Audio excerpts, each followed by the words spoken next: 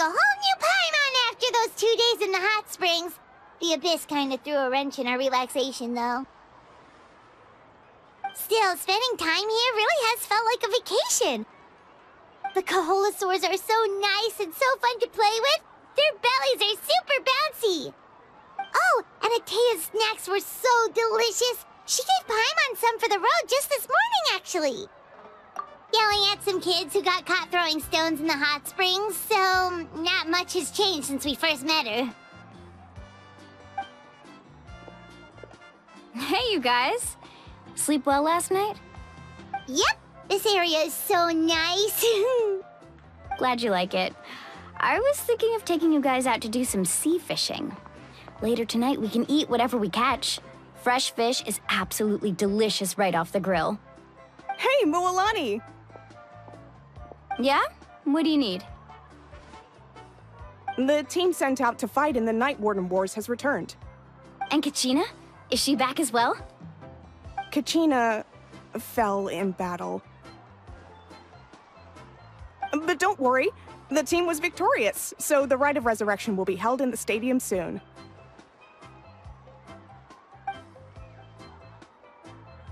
That's a relief. The Abyss is cunning, and it was her first time. Mistakes are bound to happen. Exactly. She deserves to hold her head up high. All right, thanks for letting me know. We'll head out in a bit. Jeez, she sounded a little anxious there. Had me thinking it was bad news for a moment. Mualani, you said the Abyss was cunning just now, but it seems like the Abyss just wants to destroy everything. Like, think about all those monsters that attacked your tribe.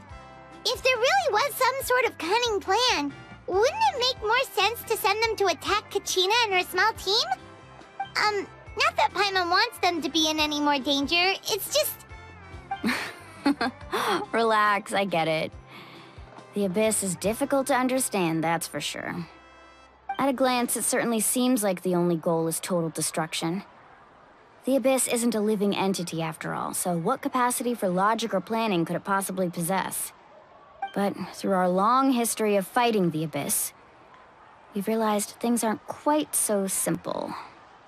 500 years ago, the Abyss invaded Tevat. You know about that, right? That's right. Conria suffered greatly during that time. But so did every other nation in Tevat. And Natlan was the worst affected of all. It took the combined efforts of the then Pyro Archon and heroes from every tribe to finally repel the Abyss.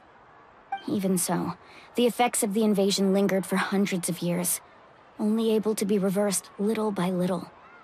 Our tribe's waters were contaminated. The Children of Echo's territory was overrun by dangerous sludge surging from underground. Unrelenting black winds tore across the lands of the Flower Feather clan. It was like each disaster was designed for a specific tribe. Exactly. We once thought that the Abyss's desire for destruction was a sort of primal instinct, but its methods are, in truth, marked by intelligence. We now believe the Abyss has invaded the Night Kingdom, and has the capacity to read the memories of this land at any given moment. And that's how it became so dangerous and cunning, almost like it knows you inside and out. Yes, and that's why we've been unable to fully eradicate it, even after all this time. Luckily, the problems left behind by the Abyss have been successfully addressed by the various Pyro Archons we've had over the years. Now every tribe is prospering and things are looking up. I mean, just look at what we managed to do a few days ago. We totally fought them off.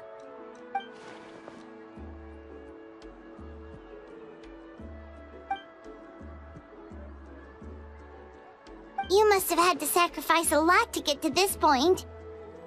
Every battle, every sacrifice is in pursuit of a future where we get to stop fighting. Responsibility, duty, unavoidable burden. Everyone in Natlan views the war differently. But I believe we will be rid of the Abyss one day, and the efforts of all who fought against them will become a story for the ages. To think that my name could survive in ballads passed down to future generations, it's kind of romantic. Everyone has something that drives them forward, you know? We have to. Not only for ourselves, but for our future. Anyway, let's head to the stadium. Our fishing trip can wait until Kachina's back with us. The sea's not going anywhere.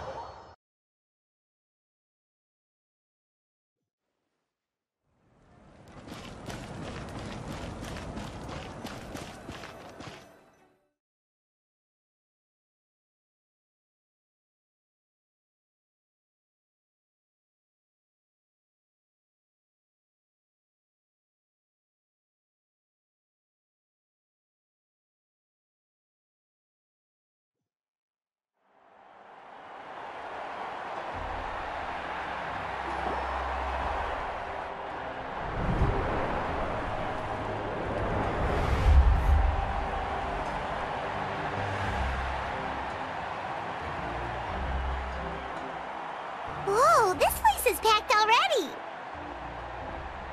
Of course. No one's gonna miss out on the chance to welcome our heroes back from battle. It's their moment of glory. Kachina's gonna be so flustered. She's never had this many eyes on her before.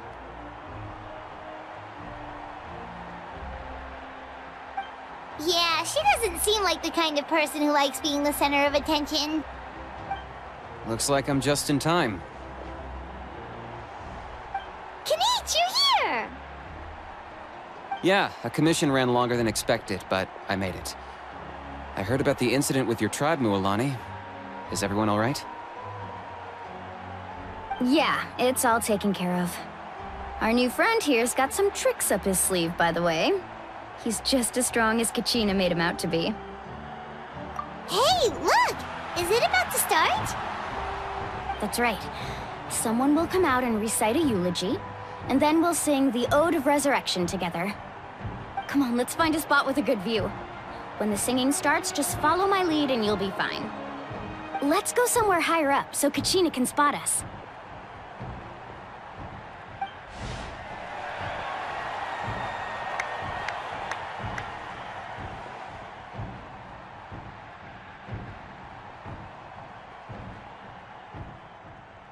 Warriors of Natlan, heed the call of life. We are the inheritors of memory and legend. Those who grew alongside sun and wind. Those who forged our own destiny and future. That is Natlan's fire, the lifeblood of our nation.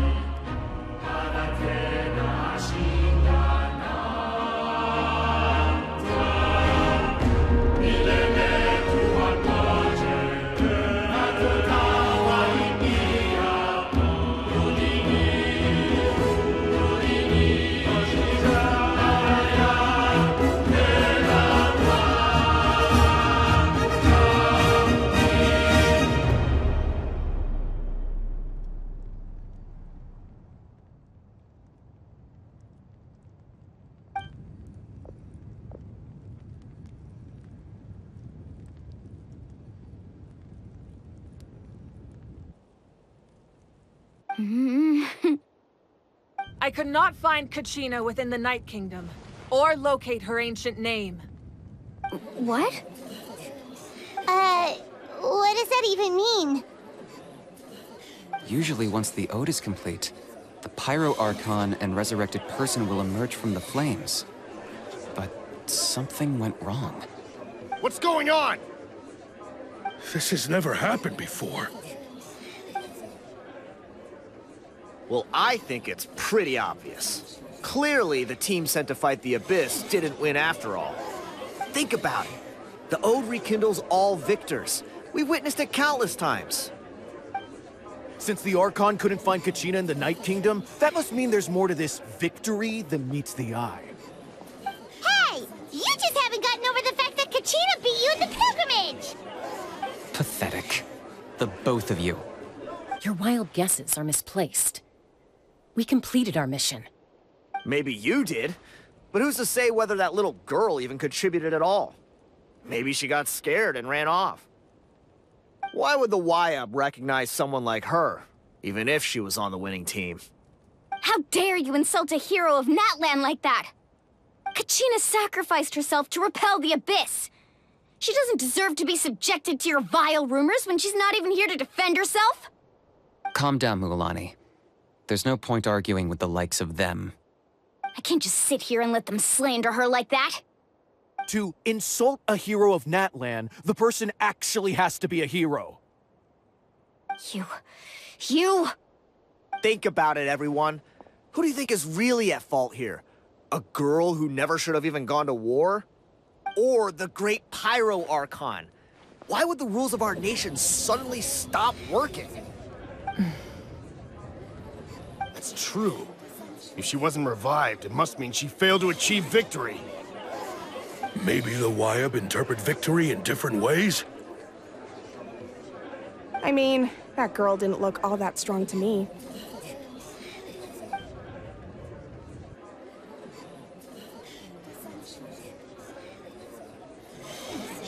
Kachina wouldn't have run! That's not like her at all! No, she's been waiting for this moment for too long. No matter how daunting the situation, no matter how scared she might feel, she's always the first person to stand up and face it head-on. We don't even know what happened, so don't you dare try to use this as an excuse to vent your anger or slander her reputation. Fine. We'll find out what happens soon enough. Then, we'll see who truly deserves glory. That's enough. There is no doubt about today's victory, or Kachina's part in it. She is a hero worthy of our admiration and celebration. However, the failure of today's ceremony is undeniable. Kachina has not been rekindled, and I offer you all my deepest apologies as I continue to investigate this matter.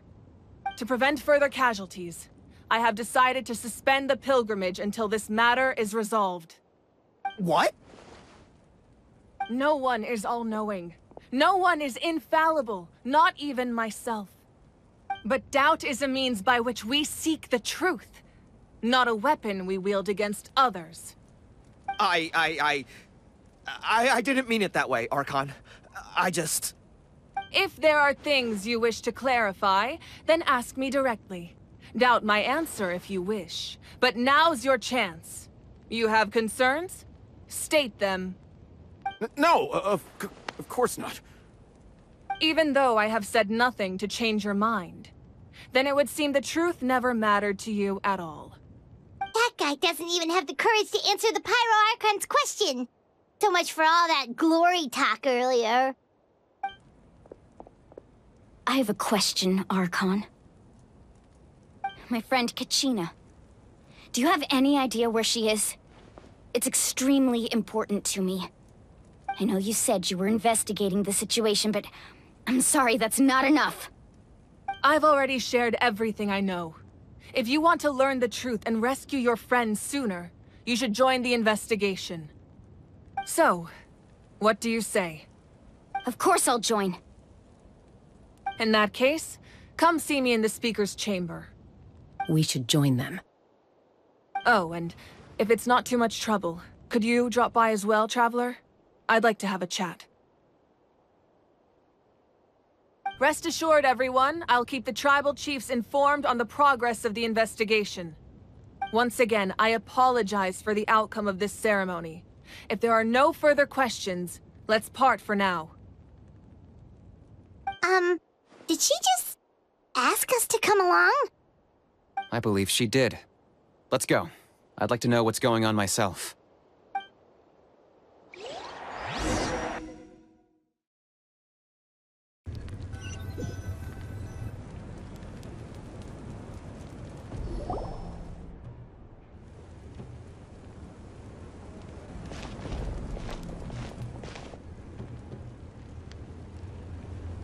The situation is urgent, so I'll get straight to the point. Kachina is undoubtedly a hero of Natlan, and I'm deeply sorry this happened to her.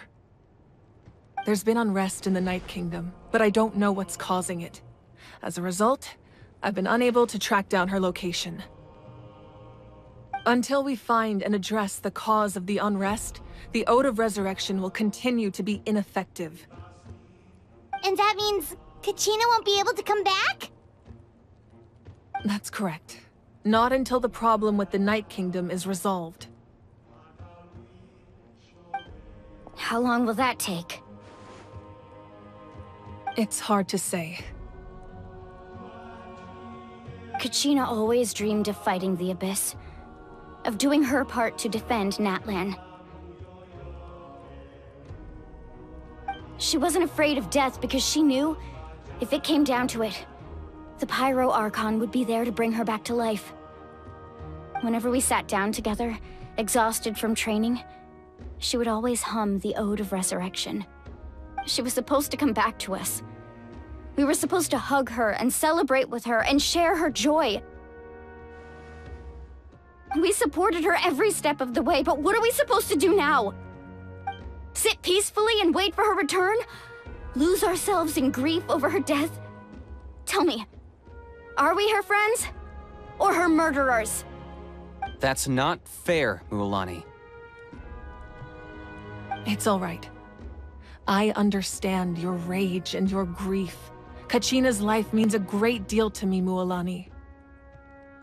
Believe me, I want to bring her back as soon as possible. I would give you that peace of mind if I could. But please, hear what I have to say so I can at least give you a broader picture of the issue we are now facing. Considering the recent attack on your tribe, I believe the Abyss has found a new means of undermining the rules of our nation. You mean... The Sacred Flame. The foundation of our resistance against the Abyss. If we continue to hold the pilgrimage and send teams to fight the Abyss, there will likely be more casualties. But if we stop altogether, the Sacred Flame will only grow weaker. The Abyss will scale up their attacks, and the tragedy we saw with the people of the Springs will only be the first of many. If we compare the two choices, the former seems to be the lesser of two evils. Sorry, I know that may sound harsh, but I bear the name Malipo. Weighing the costs is my duty. The raw truth can be cruel. But we need to understand it if we want to approach this rationally. But what would you say, Mualani? This is personal for you, and unlike Kanich, I dare say it's not a simple case of weighing up which course of action is less painful, is it? No. I can't choose between them, and I don't want to. Saying that one is preferable over the other is disrespectful to the people who suffered. You're saying it doesn't matter whether I suspend the pilgrimage. The consequences will be equally painful. Yes. What happened to Kachina breaks my heart. But I couldn't bring myself to sacrifice other people for her sake. And that is the crux of the problem. It's not simply a matter of choosing the lesser of two evils. Either way, there will be people who suffer. And the end result will be the same. Belief in the pilgrimage will waver. Once doubt has crept in, the people will no longer unite in battle against the Abyss. And that is exactly what the Abyss wants. Their ultimate goal isn't to break the rules that make the Ode of Resurrection work. It's to destroy the people's faith in them. To prevent what happened to Kachina from happening to anyone else, we need to suspend the pilgrimage. So that is my current plan. And in the meantime, I've made efforts to strengthen each tribe's defenses. Then, we have to find another way of strengthening the sacred flame to keep the Abyss at bay. This won't be easy. I'll need time to figure out the best approach. I understand your anger, Mualani, but I hope that provided some clarity, at least. Wow. Paimon thought things were gonna get heated for a second, but the Pyro Archon took the time to explain everything so patiently. I owe you an apology, Archon. I let myself get carried away earlier, and I'm sorry. You're right. We need to focus on finding solutions. We could always hold the pilgrimage without sending a team to fight in the Night Warden Wars. That way, we would still be able to fuel the sacred flame. I've considered that, but the two events have nearly always been linked. Without the chance to fight the Abyss, pilgrimage rankings lose their prestige, and competitor numbers will drop. With fewer participants, the amount of contending fire produced will decrease, and the vicious cycle will continue indefinitely. So, essentially, the Abyss is taking Kachina hostage. You've learned about the concept of ley lines during your travels, yes? The Night Kingdom is something similar. Staying there for a short period of time shouldn't have an effect on the person. But with the Abyss in the picture, it's a different story. Your sense of self will be devoured, until eventually you become one with the Sea of Souls. Imagine pouring a cup of water into a rushing river. You can try to scoop up another cup, but there's no chance it will be the same water you had before. I won't sugarcoat it. That is the danger Kachina is currently facing. Just like you said, Archon. Both of these problems need to be addressed. You can focus all your efforts on dealing with the Sacred Flame. I will go search for Kachina. The Abyss poses the same threat to you as it does to her. It is very possible you will not return. Knowing that, do you still choose to go? Kachina's waiting for us to rescue her. That's all that matters. I failed to protect her during our campaign, but I can make it up to her now. I choose to go as well. Traveler? What do you think?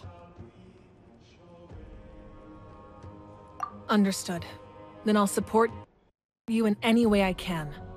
The Masters of the Nightwind have a technique that can extract an ancient name from the ley lines. If we can find Kachina's ancient name, I can use the link between them to pinpoint her position within the Night Kingdom. Then comes the hard part. You need to visit the Night Kingdom in person and rescue her. But isn't the Night Kingdom a land of souls? Can we even go there? Under normal circumstances, only the consciousness can enter. But there is a way to go there in person. However, know that the Night Kingdom will attempt to repel you, and the Abyss certainly won't leave you be. That's fine by me. Same here. Fighting the Abyss is nothing new for me. So, Paimon's the only one who's scared? Well, if you're going, Traveler, Paimon's going too. Citlali of the Masters of the Nightwind once created an artifact that can be used to communicate with the Wyab. We call it the Spirit Speaker Stone. It was originally used as a ceremonial artifact wielded by the tribal chiefs, but that spiritual quality also means it can be used to search for an ancient name. That was the artifact I delivered to the Scions of the Canopy a few days ago. Didn't think I'd be hearing about it again so soon.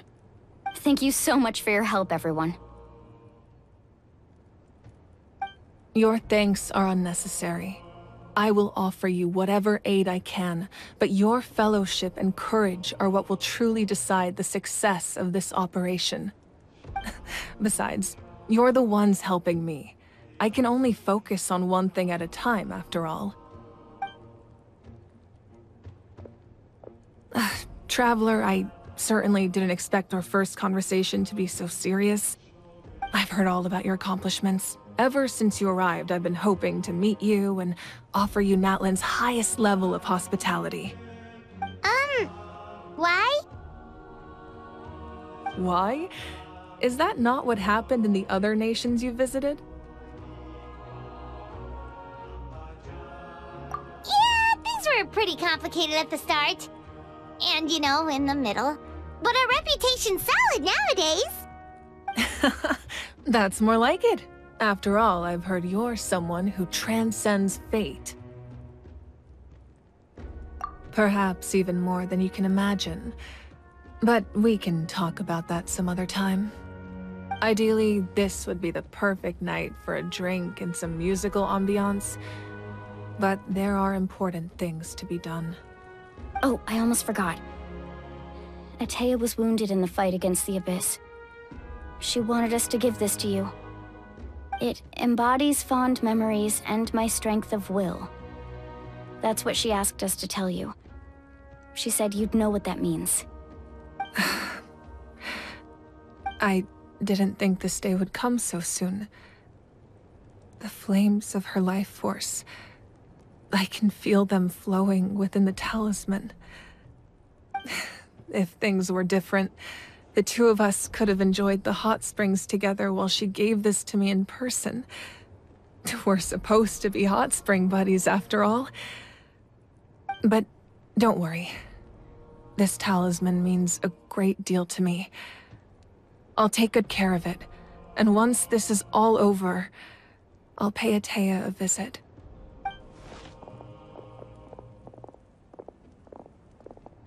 You said you didn't want to jeopardize the production of contending fire. But that's not at all why you decided to suspend the pilgrimage, is it?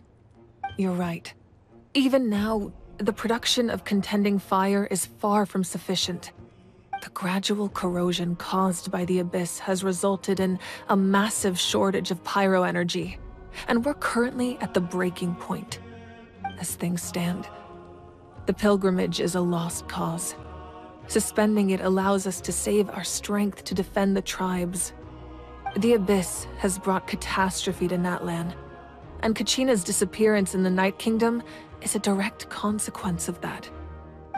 We can't let the general public know that. No. If the public learned that Natlan's destruction was close at hand, there would be immense panic. But if I said nothing at all, they would have continued to question the integrity of Natlan's heroes. Another simple choice. The latter was clearly the better solution. But you chose otherwise. I have never subscribed to the belief that the right choice is the one with the fewest sacrifices. Let's go. There's still a way for the sacred flame to last a little longer. You mean? Yes. Come with me.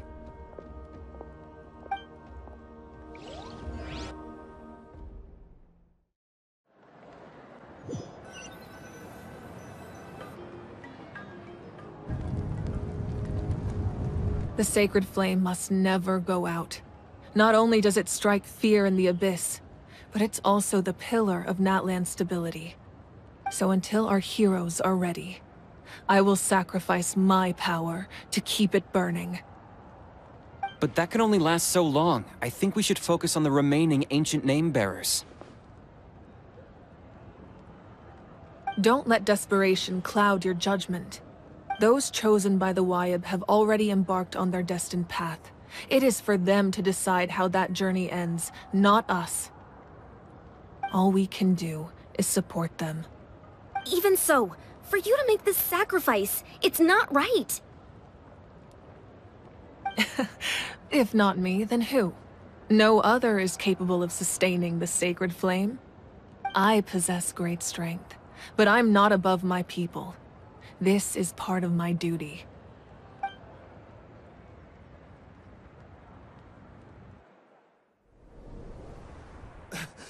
Archon! It's the Fatui!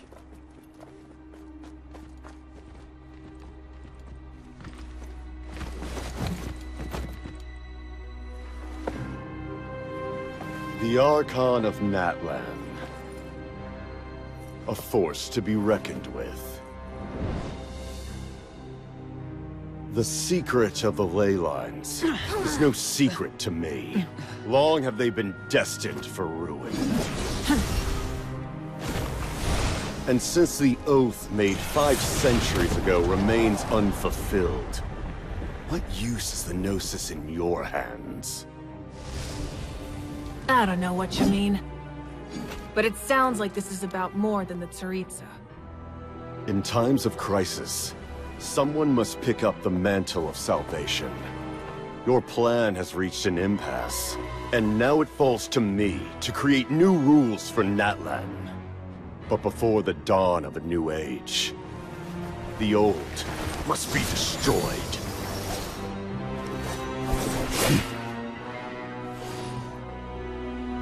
I assume that's the end of your speech? Good. People like us. Let our blades do the talking!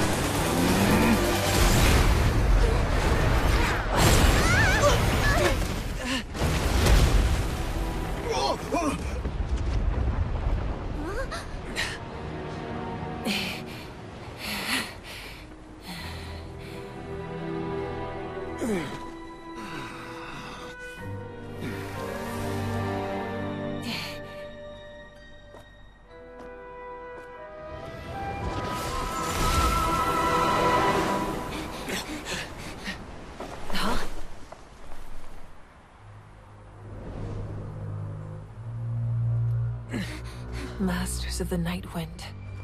Send word! The captain and his followers must be apprehended.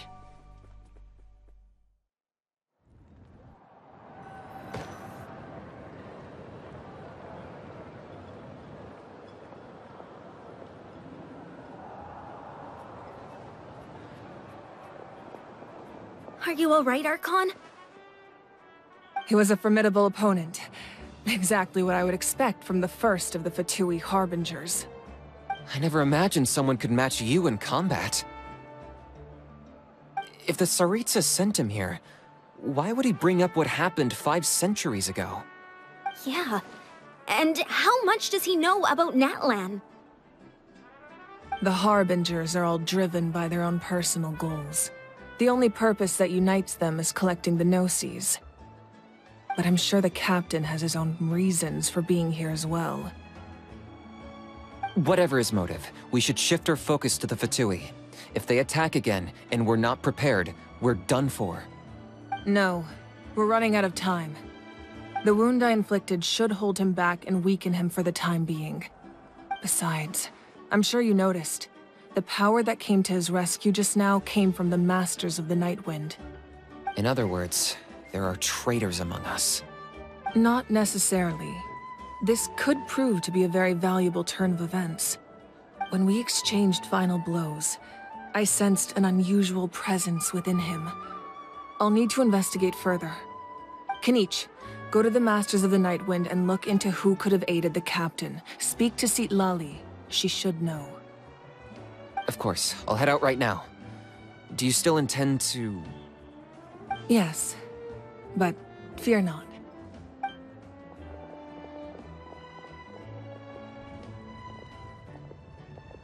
Natlan's strength has never rested solely in its Archon.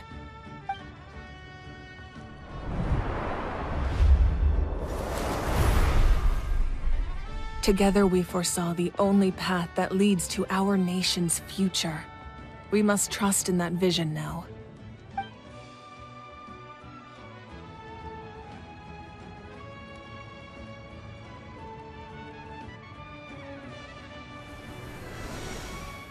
Is everything okay, Archon?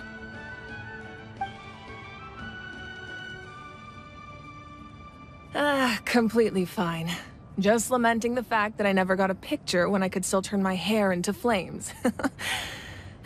Too late now. I just hope the others have a safe journey.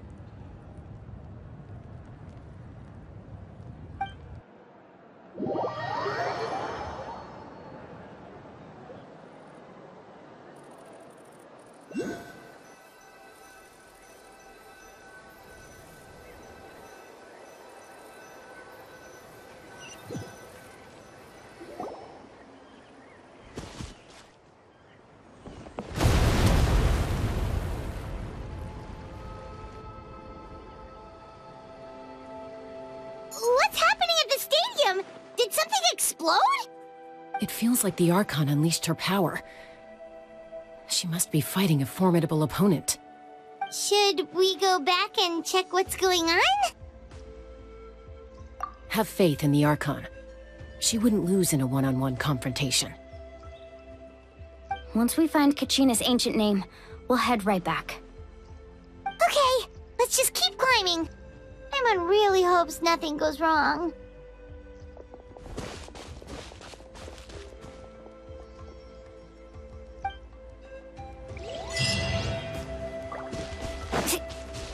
Carving waves!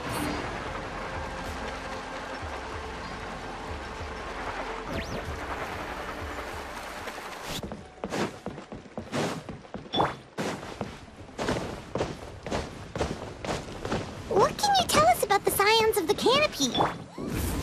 The tribespeople are very adventurous. Oh, kinda like us then! I'm not so sure. You don't strike me as the type to enjoy danger. The scions of the canopy are a bunch of thrill-seekers. They love extreme sports like rock climbing, rappelling, volcano parkour, or even bungee jumping without a rope while a Yunkasaur stands at the edge and uses its tongue to catch them. Sound like something you'd be interested in? Okay, that does sound different from our usual adventures. Paimon's not doing any of that. She can just cheer you on from the sidelines. That's Wyna, the tribal chief. Let's head over to him.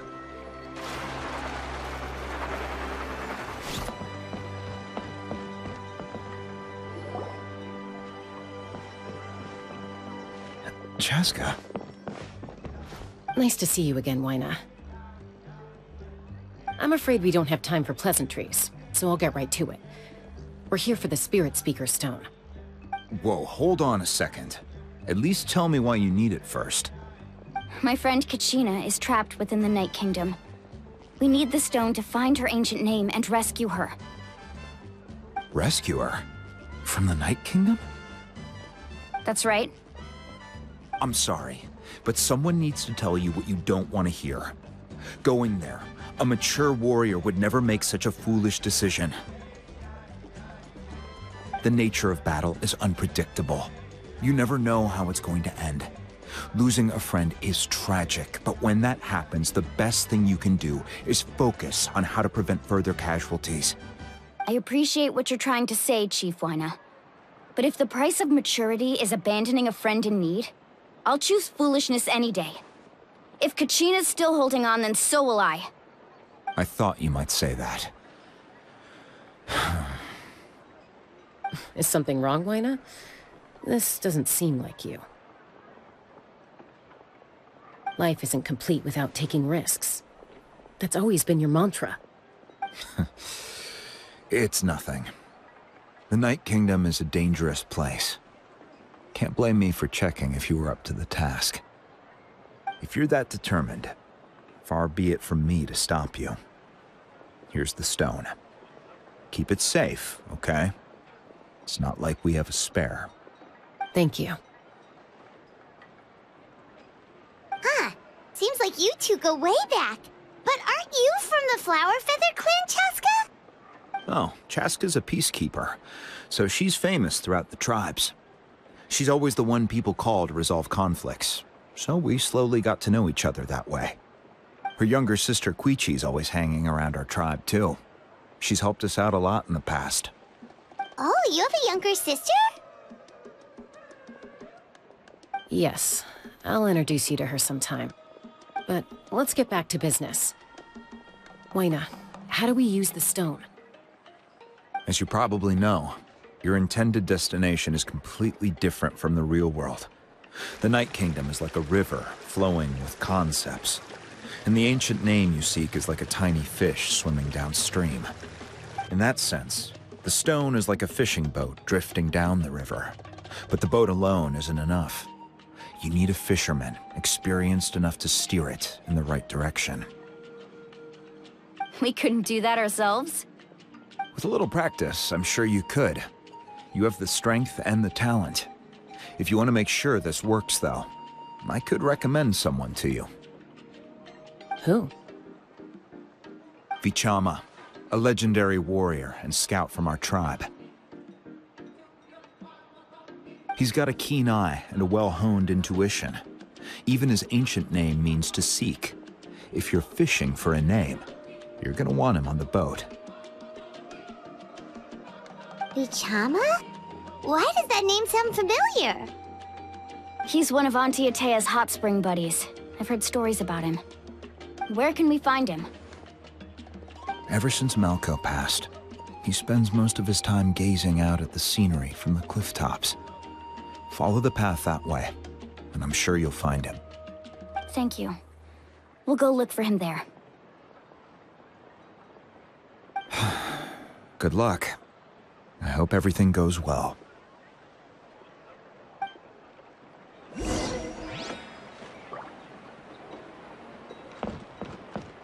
Let's ride!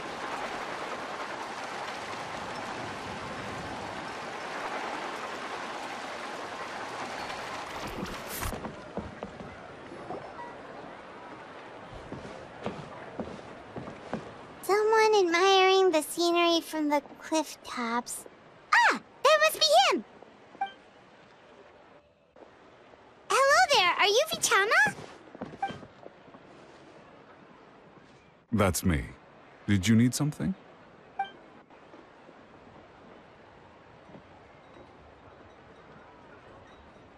What? You're saying you can bring someone back from the Night Kingdom? How is that even possible?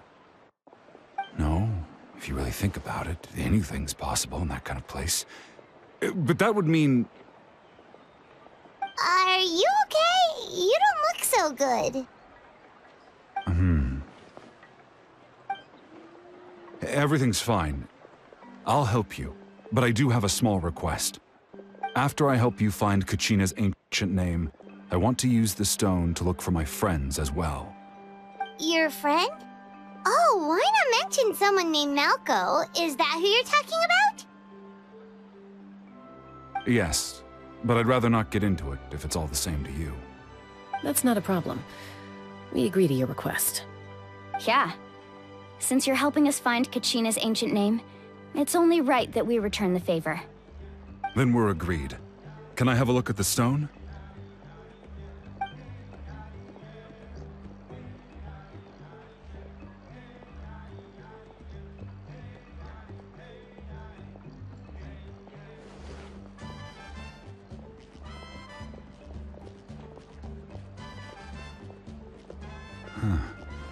I see. From what I can tell, it functions almost like an abyssal pylon. Both connect the Night Kingdom to the living world.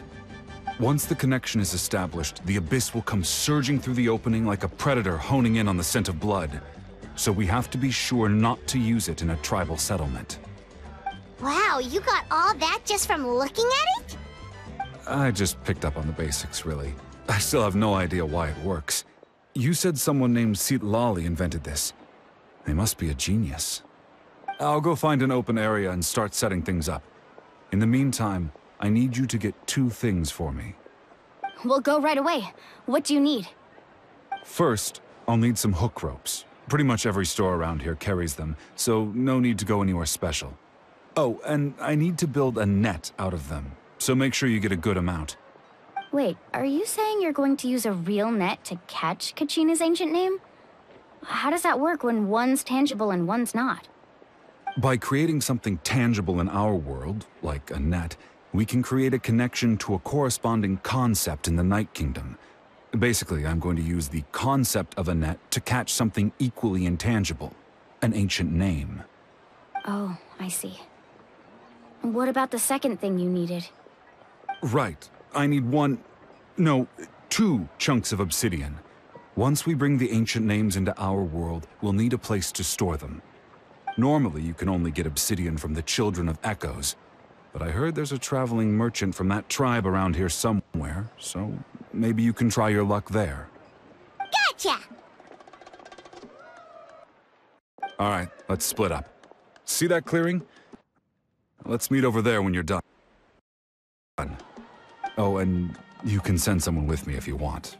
In case you're worried I might take the stone for myself. What do you think, Chaska? There's no need. Lena spoke highly of you. That means you're trustworthy. I appreciate it, even though that doesn't mean much to me anymore. Anyway, it'll take some time to set everything up, so no need to rush. I'll see you in a bit.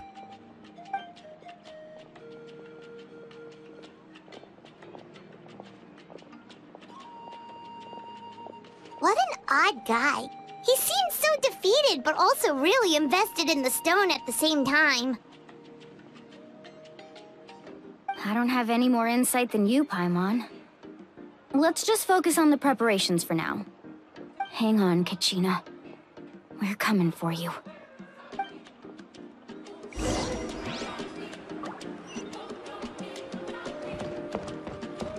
Faster!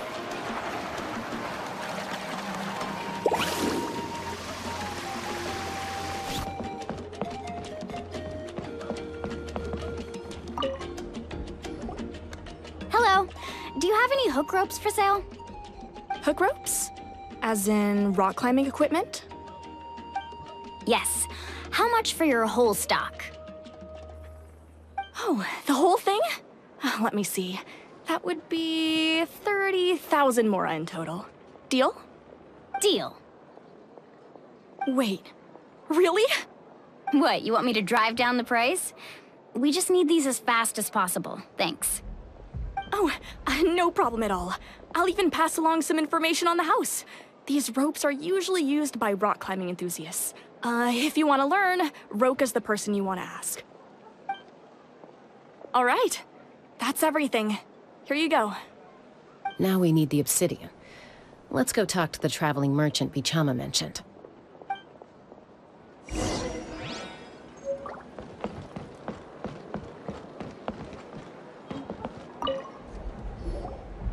Excuse me, do you sell obsidian? Why, yes.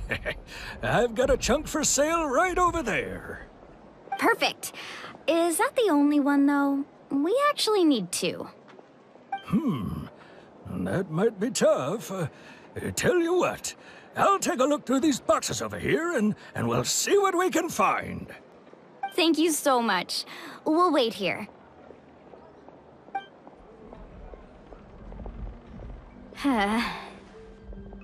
Relax. Everything's going according to plan. I know, it's just... I could tell Vichama feels the same way about his friend that I do about Kachina. I hope this chunk of obsidian isn't the only one. Kachina always carries all sorts of shiny stones with her. If I was the one trapped in the Night Kingdom, she'd have a whole pile of obsidian ready in a heartbeat. Well, would you look at that? I did bring an extra. Here you go, young lady. How does it look? Perfect! Thank you. How much do I owe you? If you hadn't shown up, these stones would have just sat here collecting dust. I'll take 3,000 mora for both. Here you go. By the way, I heard you mention Vichama just now. You running an errand for him, then? How's he doing? Malco's been gone for 5 years now. It's about time he started to move forward. Do you know what happened between them? I heard about it in passing while I was out drinking one night, but I don't know all the details. Vichama and Malco grew up together, and even made a name for themselves together. Malco was an amazing fighter, capable of knocking out multiple opponents in a single hit, while Vichama excelled at scouting and analyzing the battlefield. The two made an excellent team, and managed to beat back the Abyss several times. 5 years ago, they both emerged triumphant in the pilgrimage, and were placed on the same team to fight the Abyss. But on the eve of battle, the Abyss launched an attack on their tribe, and Vichama suffered an injury to his leg while attempting to rescue someone. Then what happened? The team agreed that he couldn't fight the Abyss in his condition. Vichama didn't argue. He knew going to the front lines with an injured leg would make him a burden in battle. So they raised the issue with the Pyro Archon, and she agreed to let him stay behind. It's just... Malco and the others ended up facing hordes of abyssal monsters in numbers that far exceeded anyone's expectations. The team made an error in judgment, and they fell to the onslaught. Vichama went into a deep depression after that. He blames himself for everything. Oh, you're not wrong. But it's possible he chooses to blame himself. Not because he did something wrong, but because he wasn't able to do anything at all. I've tried convincing him to move forward, to stop dwelling on the past. But the shadow of Malco's death hangs over him still. The Abyss has caused so much suffering, and some wounds never heal. I wish there was something he could do to make himself feel better. But... anyway, that's the gist of it. Maybe you could help him talk things through sometime. I would really appreciate it.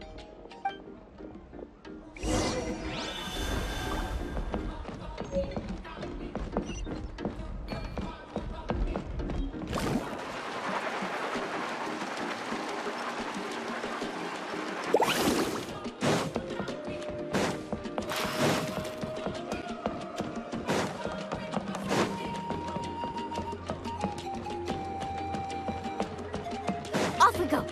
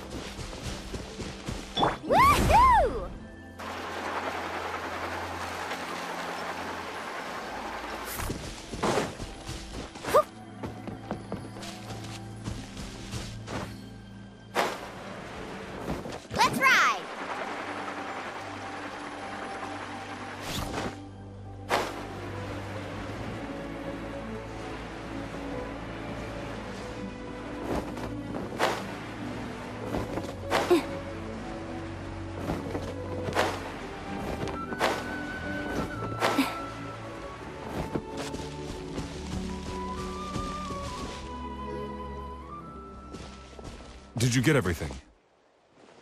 Yep, it's all here. When do we start? I've made all the necessary adjustments, so we're good to go. As agreed, I'll help you find Kachina's ancient name, and then you return the favor. Go ahead.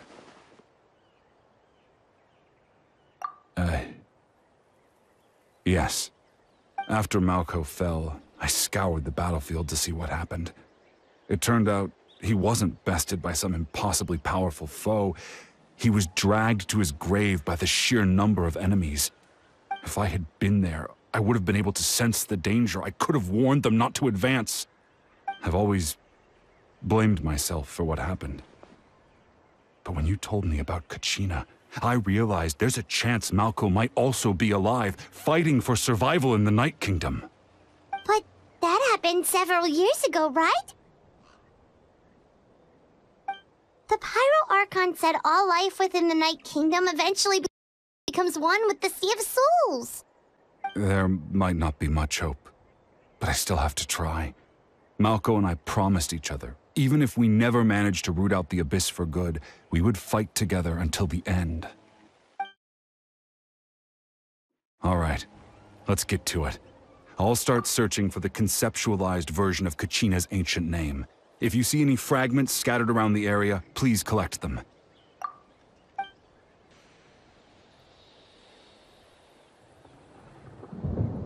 Make sure you prepare yourselves for battle.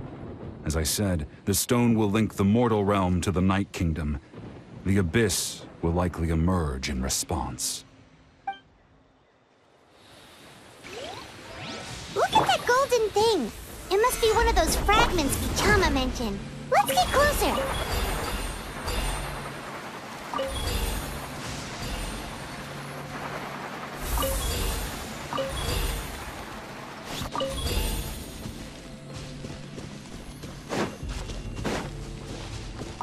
Faster!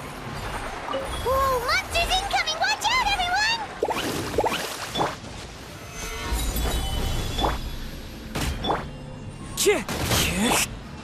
Let's ride!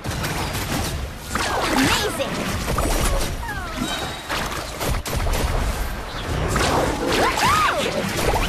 Order guide you. Solidify! Yoo-hoo! Carving waves!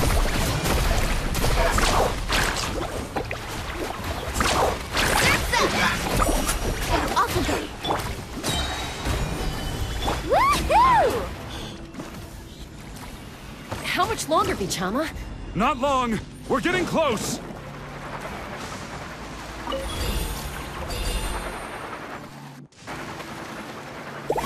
Off we go!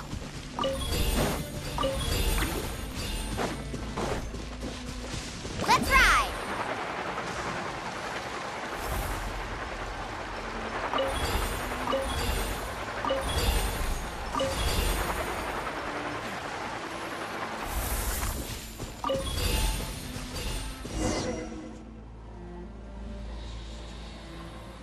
Vichama!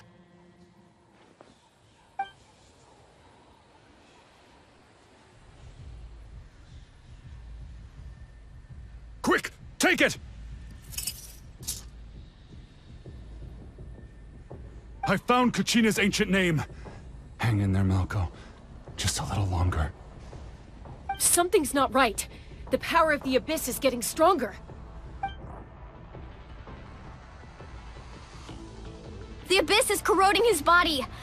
Vichama, you can't keep going, you'll die! I should have died 5 years ago. I just need a little more time. Please, I'm almost there. Thank you.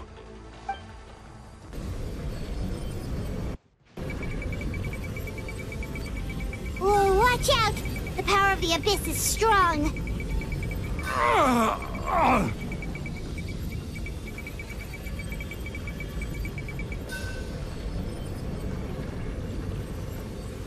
This power.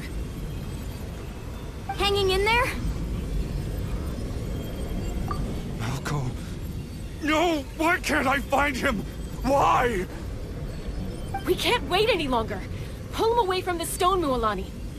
I already tried, but the power of the Abyss has him in a chokehold. It's like he's tied to the stone with an invisible rope. In that case, we have no choice. I'm sorry, Sea Lolly. Get back! Chaska, wait!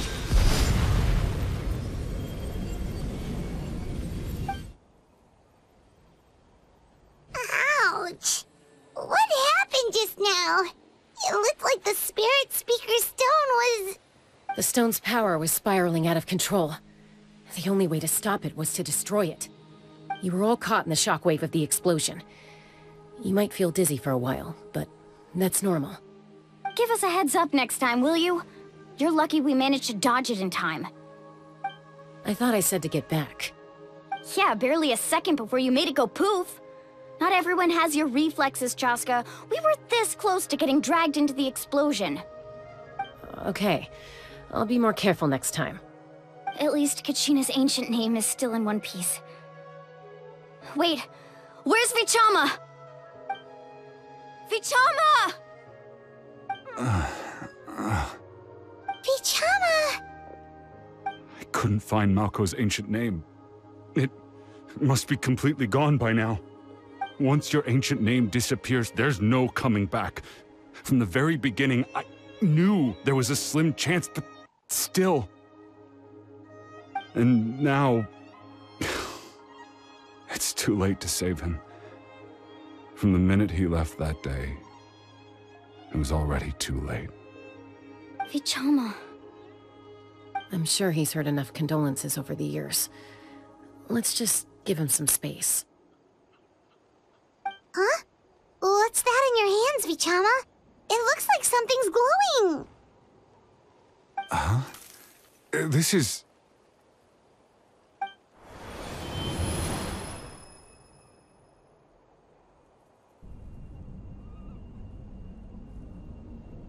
Hey, Malko. Got any strength left? Not enough to swing a sword, but to say a few last words? Sure. Too bad. No one will get to hear them. I never thought I'd actually die on this mission. Not that I'm afraid to die. It's just... hard. Thinking about my mom's face when she hears the news.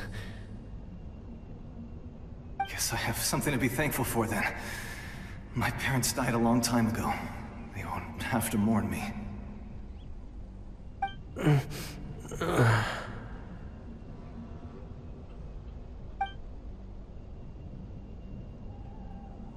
Pisak! Always had to beat me at everything, didn't you? Right to the end, you were never one for goodbyes. Maybe you're right. Maybe no one will get to hear our last words. But just in case... Vichama, I'm so glad you didn't come with us.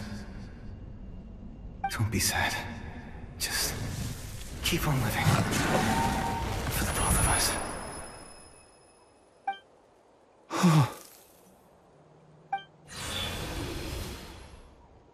Was that... a memory? Seems like we were able to salvage something after all.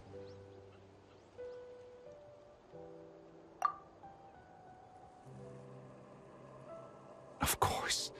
Seeing him, hearing his voice again, it makes me unbelievably happy.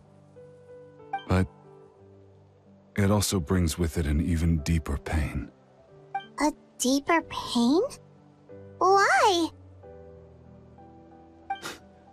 Malko was always the type to put on a brave face. But in that memory just now, his hands were shaking, and his smile was forced. For all these years, I regretted not being able to fight alongside him to the end. And now I know, at the end of his life, he was thinking the same thing. Vichama. I'm fine. Actually, I heard heard Chief Wina wasn't really on board with your plan to go to the Night Kingdom. When you asked for my help, I hesitated too. I knew helping you find your friend's ancient name meant leading you one step closer to danger. But I also understood why you had to try. Everyone has regrets in life, but not everyone gets the chance to make up for them. Once allowed to fester, guilt strips us of our most valuable qualities as warriors. In that sense, we might as well choose the braver path from the very beginning.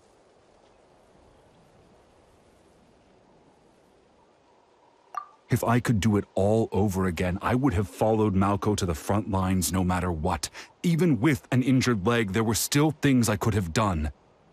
That way, even if the outcome stayed the same, I still would have fought alongside him to the end. There are critical junctures in life, and if you don't seize the chance to act, there's no going back.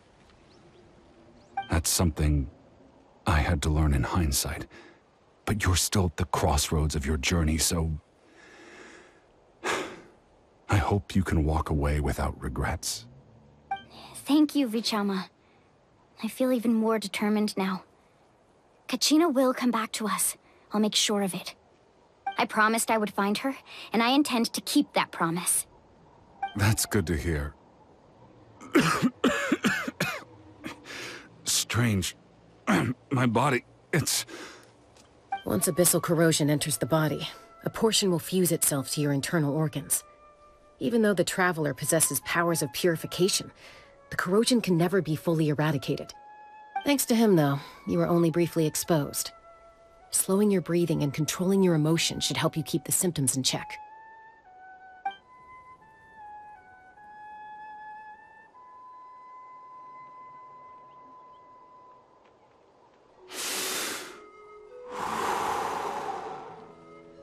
Huh. That does make me feel better.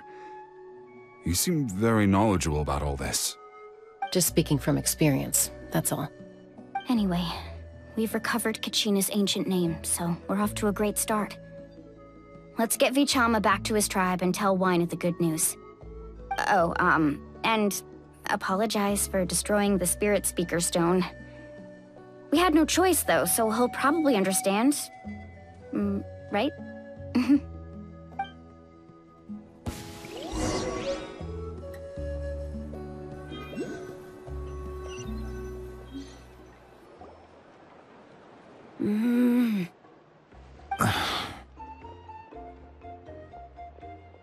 Koichi, are you really gonna just stand there like that? I don't know what you want from me. I think you know exactly what I'm trying to say, Uncle Wina. I can hear it in your voice. Honestly, it's just one thing after another with you two. They're back. Koichi? What are you doing here? Don't play dumb with your own sister. You know exactly why I'm here. My apologies, everyone. I just need to borrow Chaska for a few minutes. You come with me.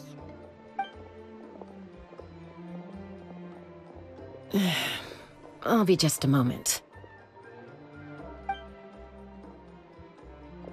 Who was that? Koichi, Chaska's younger sister. Although the two aren't actually related by blood, it's kind of a long story. It's not really my story to tell, but I guess it's not a secret. You see, Chaska was actually raised by cuckoo sores. She was afflicted with a rare disease when she was a child, and abandoned in the wild as a result. The Abyss found her out there, all on her own, and tried to devour her. But in the end, all that did was trigger her will to live. That strength of will pushed her to survive. But it also planted a seed of conflict within her. Eventually, she was adopted by the cuckoo sores. Wherever they went, she followed, getting into fights right and left. For some reason, Paimon can totally imagine that. Well, when Chaska finally returned to human society, it was Koichi's parents who adopted her. At the time, Chaska still had a habit of getting into fights, so Koichi was always taking her around, apologizing to everyone. Ah, I remember those days. One of those fights was definitely with me. But, you know kids. You're fighting one minute and your friend's the next. Eventually, she found a way to rein in that desire to fight. And now she's who people call to resolve conflicts. She's known as the Peacemaker. It sounds like she still argues with Koichi, though. Don't siblings usually stop fighting when they get older? That's partly my fault. Koichi asked me to stop Chaska from doing anything dangerous, but you probably know by now, once Chaska makes up her mind, there's no changing it. Oh, I get it. No wonder you tried to talk us out of going to the Night Kingdom. Chaska even said that wasn't like you. I'm all for your adventure. You need to take risks when you're young, because by the time you're my age, you couldn't attempt something like that even if you wanted to. Better try now than live with regrets later. That's what I say. Still, I can understand where Koichi's coming from. In the end, nobody wants to sit back and let a loved one put their life on the line.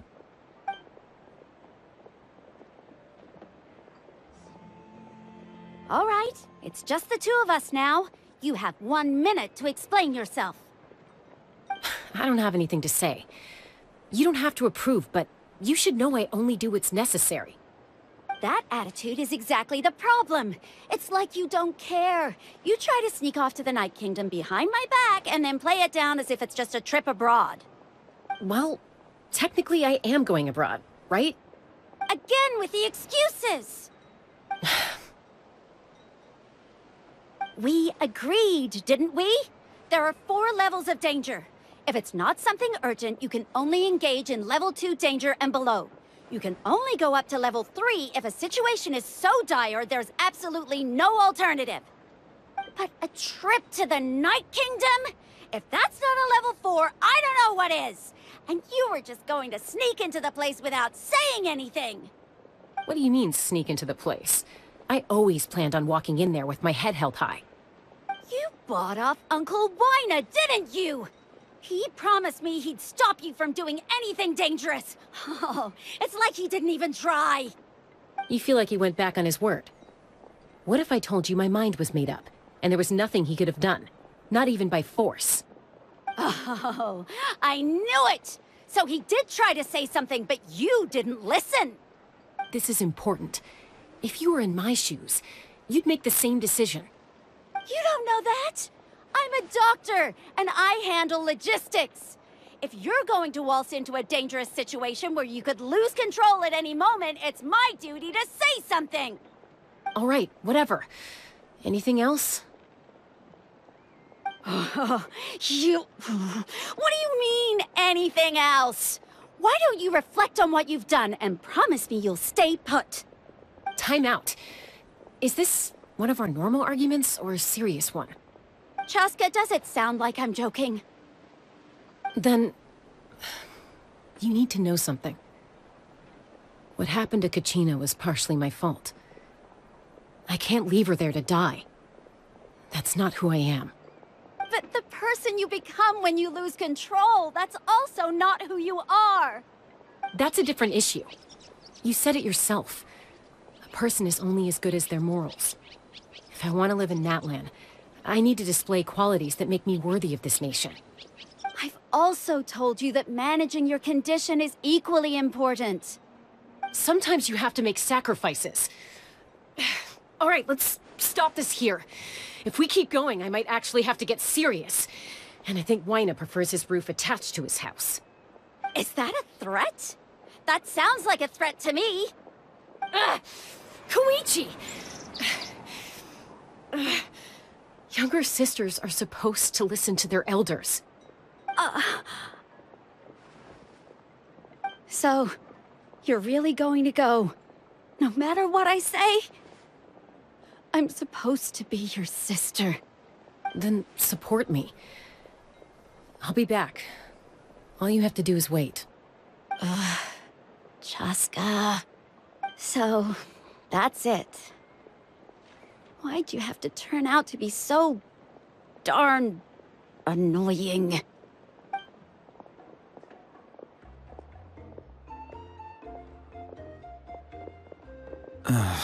You two are something else. Something you wanted to say? I know you aren't related by blood, but you two sure are similar. Really?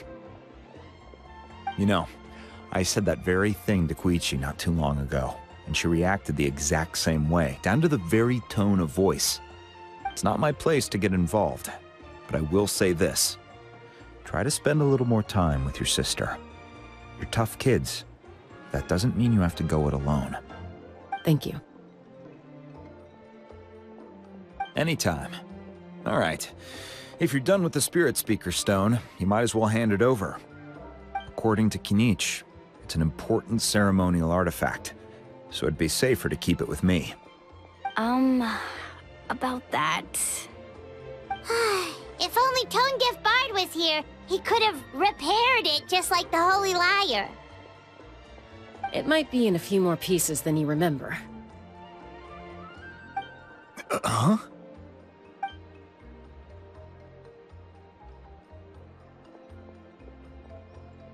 I see. Sounds like it was an urgent situation. If someone's life was on the line, then you had no choice. Still, Citlali's going to be a nightmare to deal with now that you've broken her stuff. I'll explain everything to her later. Stay safe out there in the Night Kingdom, okay? I'll wait here for your safe return.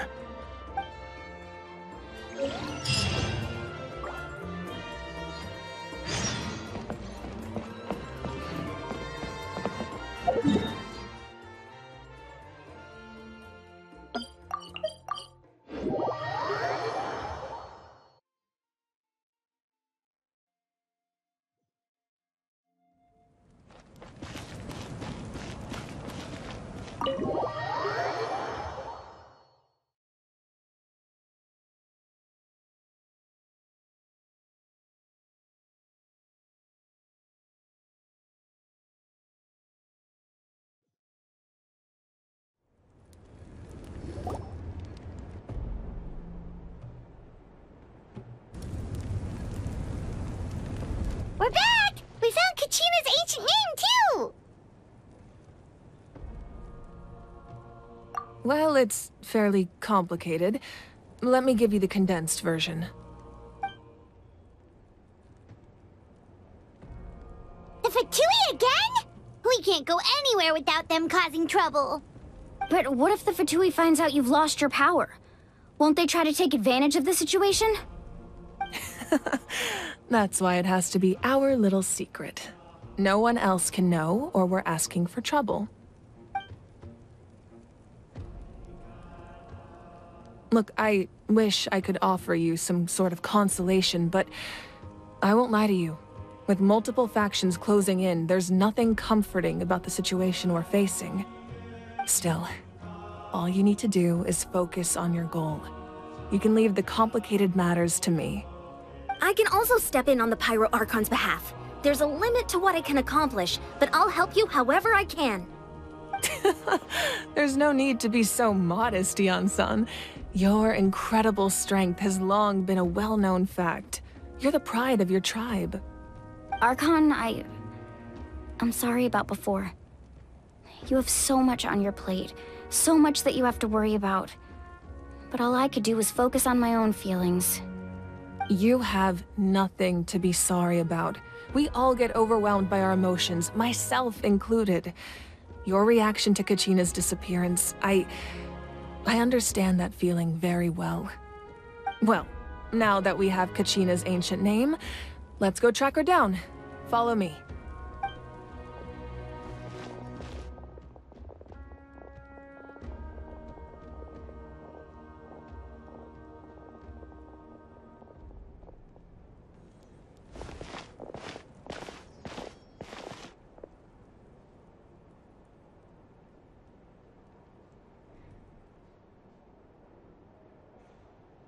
What is this place? Hey, isn't that Atea's talisman? Good eye. This is where I store all the various mementos I've collected. Whoa. I've never seen this place before. There's so many things in here. It looks like there are items from every tribe. Collecting them must have taken a lot of effort. I suppose you could think of it as a hobby of sorts. In Natlan, everyone grows up listening to the stories of heroes. And physical items do a far better job of preserving those stories than our own memory. Now, I still have some preparations to make for the ceremony, so feel free to take a look around in the meantime. If you're curious about an item, I'm more than willing to tell you about its origins. All right, we'll have a look.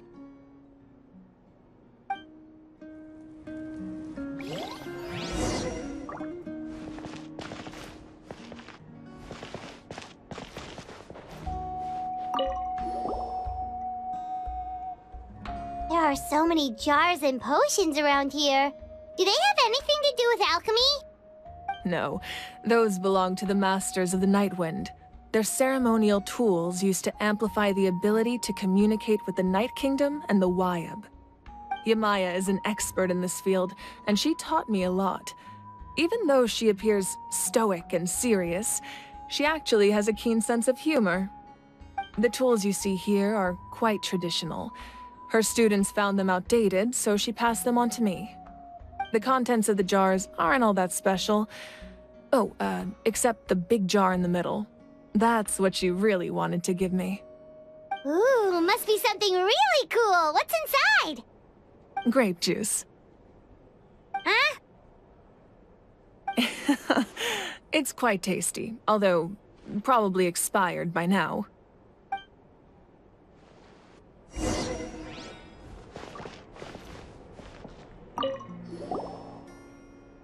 This is Atea's talisman.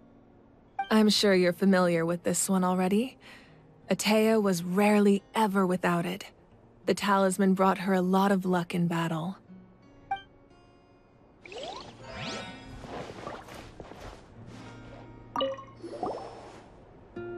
Hey, there's a fishing rod here. It must have belonged to the people of the springs. That's right. It belongs to a legendary fisherman named Matavaru. I have his entire set of fishing equipment, actually. He and I met in a tavern. He told me about a particular kind of giant fish and his meticulous plan to catch it. In his eyes, I saw a hunger and a strong fighting spirit. To him, the sea was the battlefield upon which he staked his honor. So, did he do it? The next time I saw him, he was covered in scars. It turned out the fish he sought had been corroded by the abyss. He managed to kill the fish, but sustained a serious injury in the process, which meant he could never go deep-sea fishing again. Can a fisherman claim victory if he fails to bring back his catch? That's what he asked me in the end. Well, Paimon thinks he won. That was my answer as well. The experience was far more valuable than the prize itself. In the end, he didn't want his tools to go to waste, so he gave them to me. Wait, that means you also know how to fish. Maybe we can go head-to-head sometime.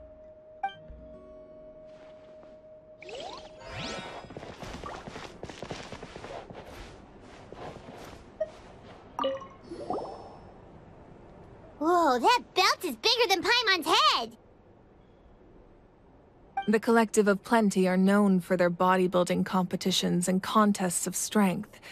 This belt is a symbol of great honor within the tribe. The association with strength might also have been the reason the original belt was extremely heavy.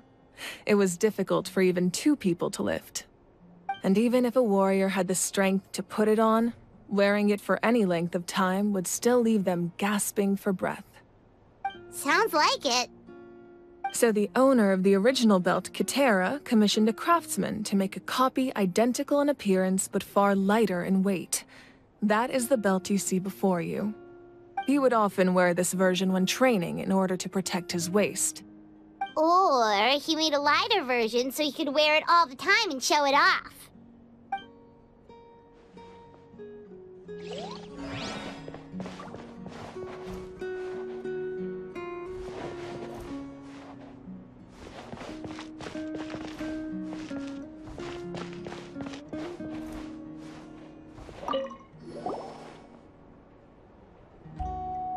the powder still needs some time to settle. So let's wait a little longer. Well, what do you think of my collection? Do you feel like you have a better understanding of Natlan's culture now? Yeah! If each item represents a different story, seems like Natlan's really been through a lot. Does every item hold a special memory, just like Atea's talisman? That's right. The items in my collection actually serve a similar purpose to the ancient names passed down among the tribes. They demonstrate the true shape of time. The shape of time? Most people perceive time as a linear concept, almost like a straight line that can only move forward. We cannot change the past or predict the future. But there's also a different theory, one that I believe to be closer to the truth. Namely, that the past, present, and future all exist at once. At once? Paimon's not sure she understands. Let's say your journey ended right now. Thinking back on your experience in each nation, which one would you say was the most important? Exactly. Even at the end of your journey, the things you experienced along the way don't cease to exist. They become part of who you are. Take out a portion of that journey, and you would likely make very different decisions, and eventually arrive at a very different destination. The future is the same way. It exists even though it has yet to come to pass. We just lack the means to perceive it. Of course, there are those with the power to foresee the future. They simply call it by a different name. Fate. You're quite familiar with that concept, I would imagine. That does kinda make sense. The future hasn't happened, but already exists. Humanity excels at living in the present, but too often we forget the past and neglect the future. While the pilgrimage and the Night Warden Wars lead us to a better future. Only by uniting the people of Natlan across countless eras can we fight back against an enemy as formidable as the Abyss. To come up with such a set of rules, the first Pyro Archon must have possessed a level of insight I can only imagine. That's correct. At first, he was a mortal man with no special power. After he ascended to the Divine Throne, he used it to borrow power from the heavens and establish the rules of Natlan. Namely, a framework through which ordinary people can ascend to Archonhood. By holding the pilgrimage, we're able to determine the strongest among us. And when that person ascends to the Divine Throne, their inner flame will awaken. In addition, the Sacred Flame will grant them significant knowledge and memory of this land. After all, that's how I came to know everything I just told you.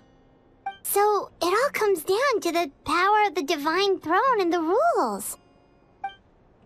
Wait, is that a family portrait? Yes, that's my mother, father, younger sister, and the little saurians we raised. I turned a piece of my dad's leather armor into a canvas and commissioned a famous artist to paint our likeness. Your sister is so cute! It looks like the two of you are really close. Paimon was having a hard time thinking of an Archon as an ordinary person, but seeing this portrait, it kind of makes sense now. It really doesn't look like there was anything special about you before. Oh, wait, is Paimon allowed to say that?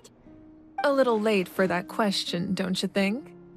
Sorry! Paimon's so sorry! Paimon's mouth works faster than her brain sometimes! It's alright. I'd never get upset over something like that. No matter what others may say, my past is a precious part of my identity. I'm forever proud of the life I used to lead. Becoming the Archon doesn't mean you sever ties with your family. The position just comes with a lot of responsibilities, so it impacts how often you get to see them. My father made the most delicious stew, so my sister would often bring me a large pot of his cooking, and he would sit on a blanket and eat it together. One time, we didn't close the door securely, and the saurians you were raising ran into the room and knocked over the entire pot. My sister immediately burst into tears. The two troublemakers were going for the meat, but when they saw my sister's distress, they froze on the spot. I still remember the way they laid there, sulking like a pair of children, even after making such a mess.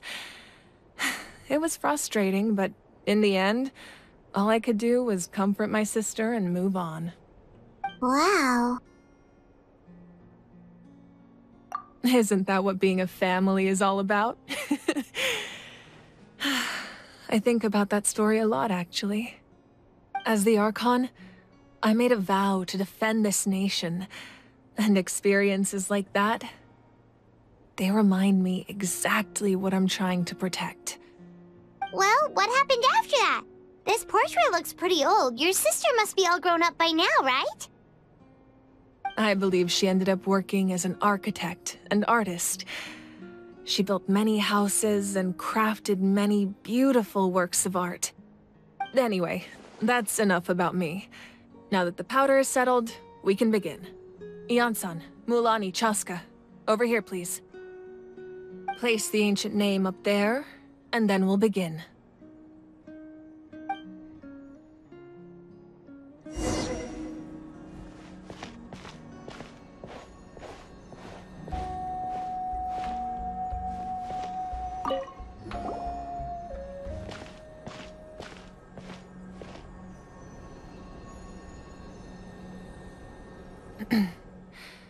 Surely as the echoes of life resound through heaven and earth, so too shall our stories remain eternal. Ancient name, take us to your fated bearer. Allow her to answer our call.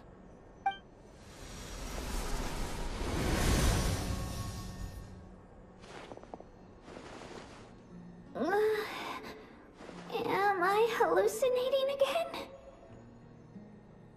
Kachina, are you okay? Huh? I'm not seeing things, am I? Is the Abyss playing tricks on me again? It's okay, Kachina. It's just us. We're trying to find a way to bring you back. Everyone, you have to listen to me. I've been investigating the Night Kingdom this entire time, and I figured out what's wrong. The Wyab is being affected by the Abyss! I was waiting for the Wyab to send me back, but then this really strong monster came in and it almost killed me. The Wyab saved me, even though its power is weakening, so I've been hiding from the monsters while trying to find a way to help. The Night Kingdom has become a huge mess, though. I keep hearing these awful sounds and seeing really horrible things. Don't listen to those sounds, Kachina. The Abyss is trying to strip you of your sanity. All you need to do is stay safe and wait for us. We'll be there shortly. It's okay. I feel so much better now that I've had the chance to talk to you guys. You don't need to worry about me. I've never been strong or special at all, really. So I don't blame anyone for forgetting about me or leaving me behind. Just knowing you care is more than enough. I'll find a way back. You don't have to put yourselves in danger to come rescue me. You're always like this, Kachina. Now's not the time to act tough. We're coming for you, and that's final. I don't know what lies the Abyss has been feeding you, but I'll tell you something right now. Nobody here sees you as a burden. You're a victor of the Night Warden Wars, a hero of Natlan. All you need to do is wait for us to rescue you, and you'll get all the applause and recognition you deserve.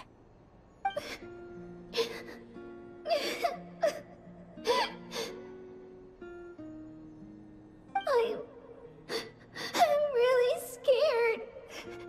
Everything's so dark and creepy here. And I want to go home. Still, I don't want you to put yourselves in danger because of me. I don't want to hold anyone back ever again. All you need to do is place your trust in us, just like you always have. No one fights alone. We're not leaving you behind. Not ever. Yeah, we're so close, we can't call it quits now! Thank you. Be careful. Looks like we've lost contact. Now comes the most dangerous part. You have to traverse the Night Kingdom in your physical form. This entrance to the Night Kingdom was left behind after an abyssal invasion. Even a brief amount of time inside could expose you to corrosion. I know. I'm prepared for that possibility. Alright, then I wish you all the best. I'll tell Koichi to be ready just in case. She's very experienced in dealing with abyssal corruption. That face you just made. Don't tell me you two got into another argument. No, I just feel bad for creating more work for her. I'll go with them too, Archon. The more people, the stronger the party. Thank you so much for your help, everyone. It really means a lot that you're willing to brave these dangers with me. And there's no time to lose, so let's get going. Now that I've lost my power, I won't be able to provide much practical support. But I can still keep an eye on the situation from here. Eon-san, I know it's unlikely, but if you encounter a situation you can't handle... That won't happen. I hope not.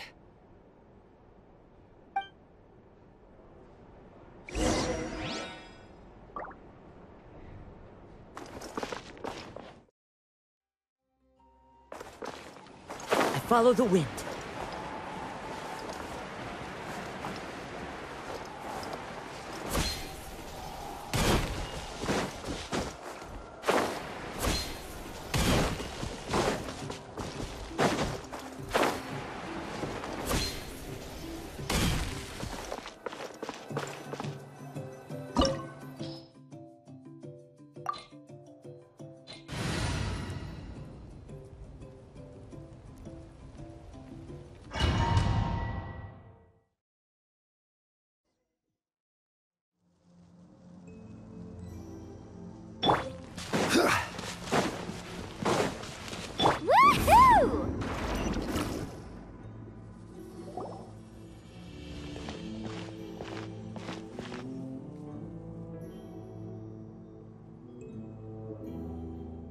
So we're underneath Natlan right now? It looks nothing like Paimon was imagining.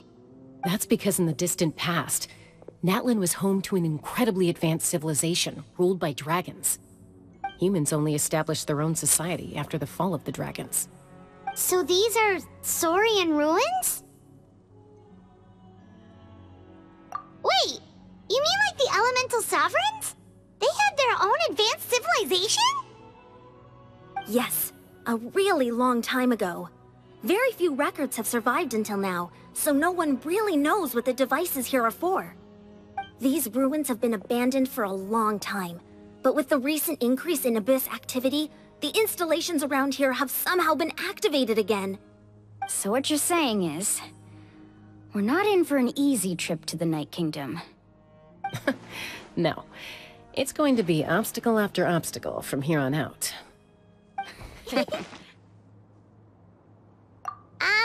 Why are you all laughing like that? It's creeping Paimon out.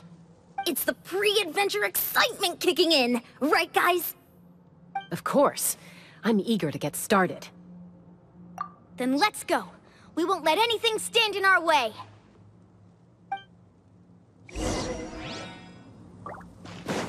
Carving waves!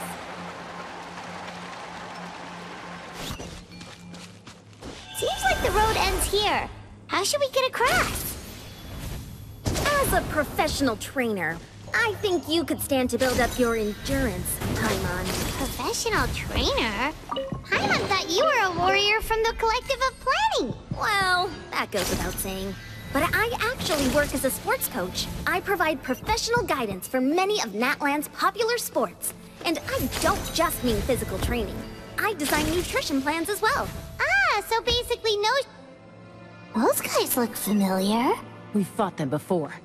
Let's go. Show no mercy.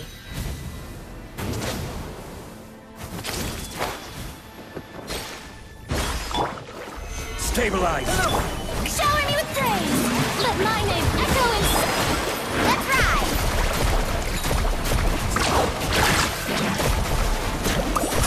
Let's shred, turkey! I will have order! Solidify! Woohoo!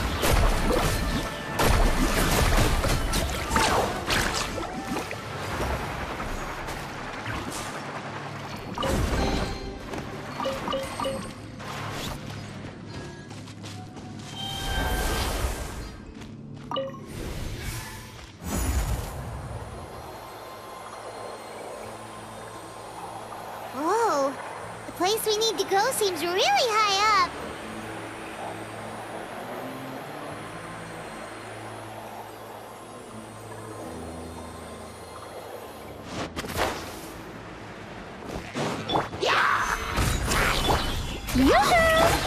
Into the wind. Fallen leaves. Adorn my night. Let the world collide! Faster!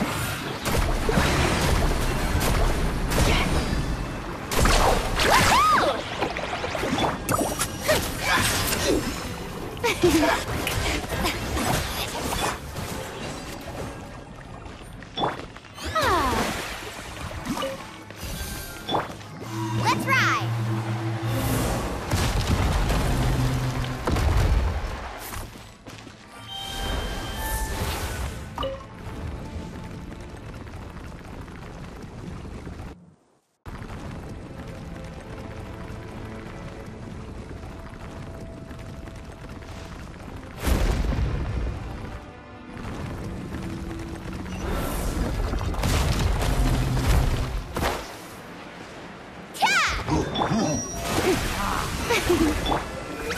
Stabilize!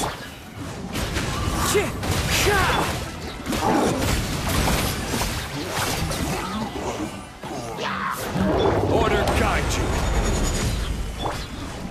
The wind knows me. Solidify!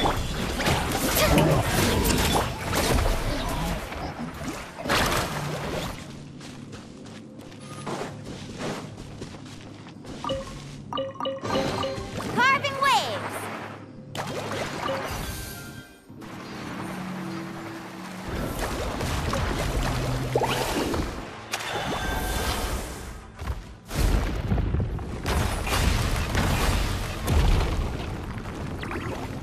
This is the final stretch. We just need to climb up, and we'll be there. Nothing to it. Easy for you to say.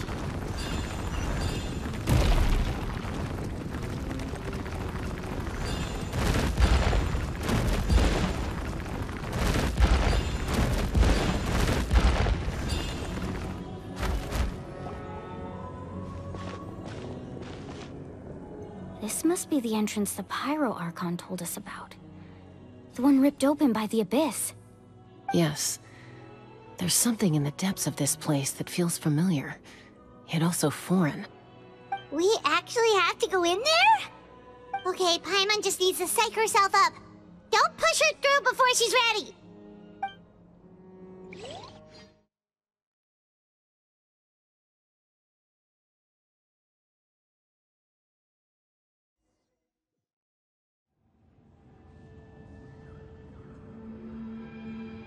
Hey! You don't have to drag Paimon! You're pulling too hard! Looks like we made it. This is the Night Kingdom. It looks so different from what I imagined in the stories. That overflow of energy is probably what trapped Kachina here in the first place. From this point forward, everything we know about the real world no longer applies. Anything can happen here. Paimon's more worried about how we're gonna make it out. We obviously can't go back the way we came. Do you see that patch of light on the ground? It's shining down from that fissure in the sky. Oh yeah, right in front of us. So that's coming from up there? Oh, it's so high up. Did we really fall that far down? Just like I said, our real-world knowledge doesn't apply here. We fell all this way, yet came out completely unscathed. If this was the real world, we'd have to climb our way back up to the entrance. But here, all we have to do is stand underneath the light and offer a prayer. That's it?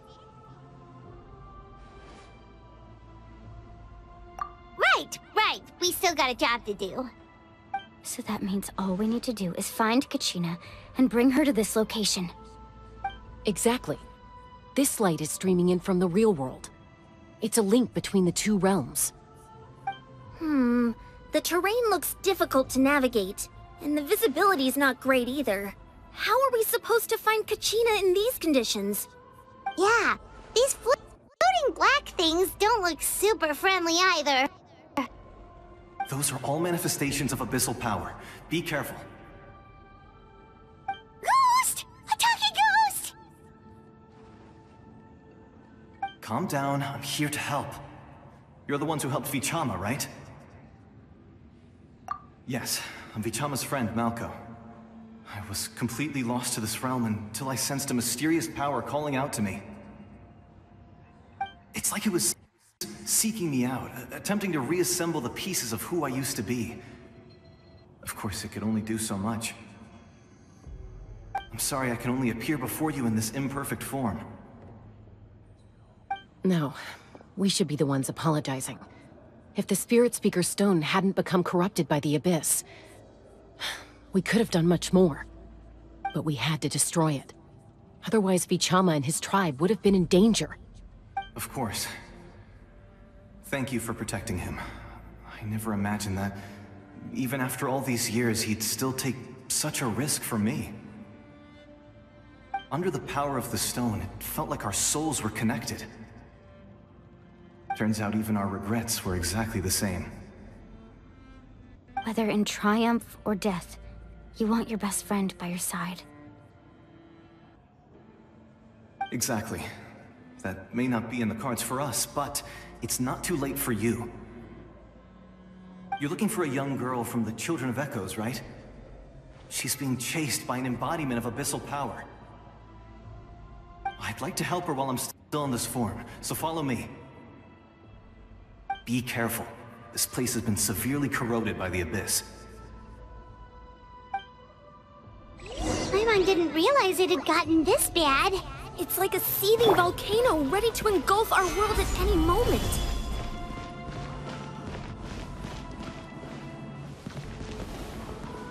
Ouch! Quick, get back here. You can't go wandering. Stick close to me. My power will be able to ward off attacks for the time being.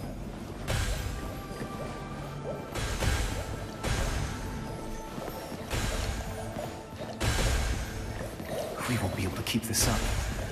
Let's try another route. This way.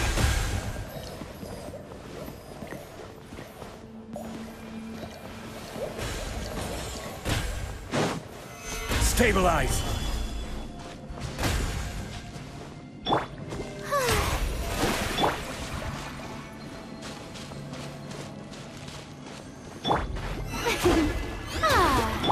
Not good. More monsters. We shouldn't waste our time on them. Wind and cloud! Into the wind!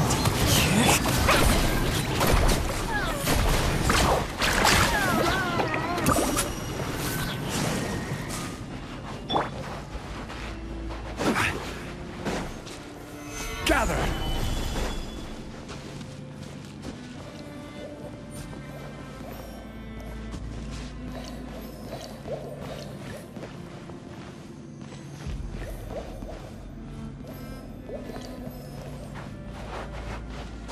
Oh, Paimon can't see anything! It's easy to get lost here. Just stick close.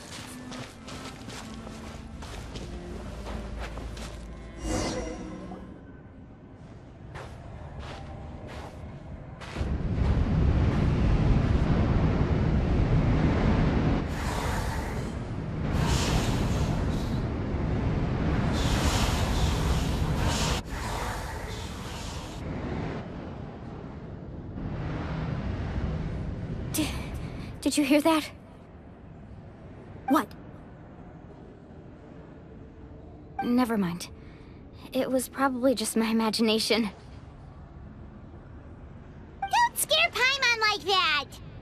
I heard it too. It was a voice from the abyss. What did it say? Doesn't matter. It certainly doesn't harbor good intentions.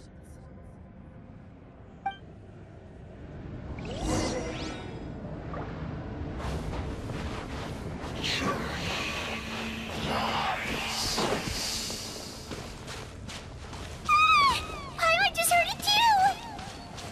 Let's keep going. Paimon wants to get out of this place!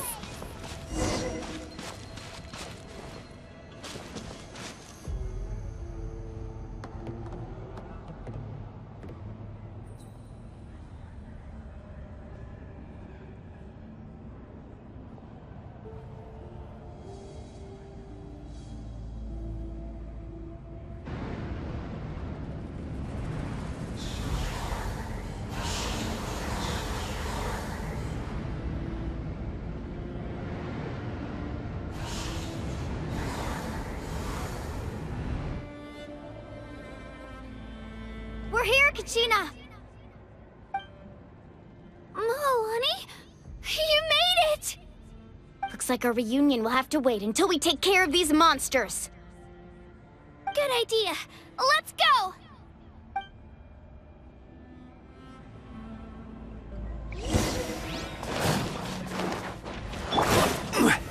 Solidify! Shower me with thread! The wind moves me. Let's ride!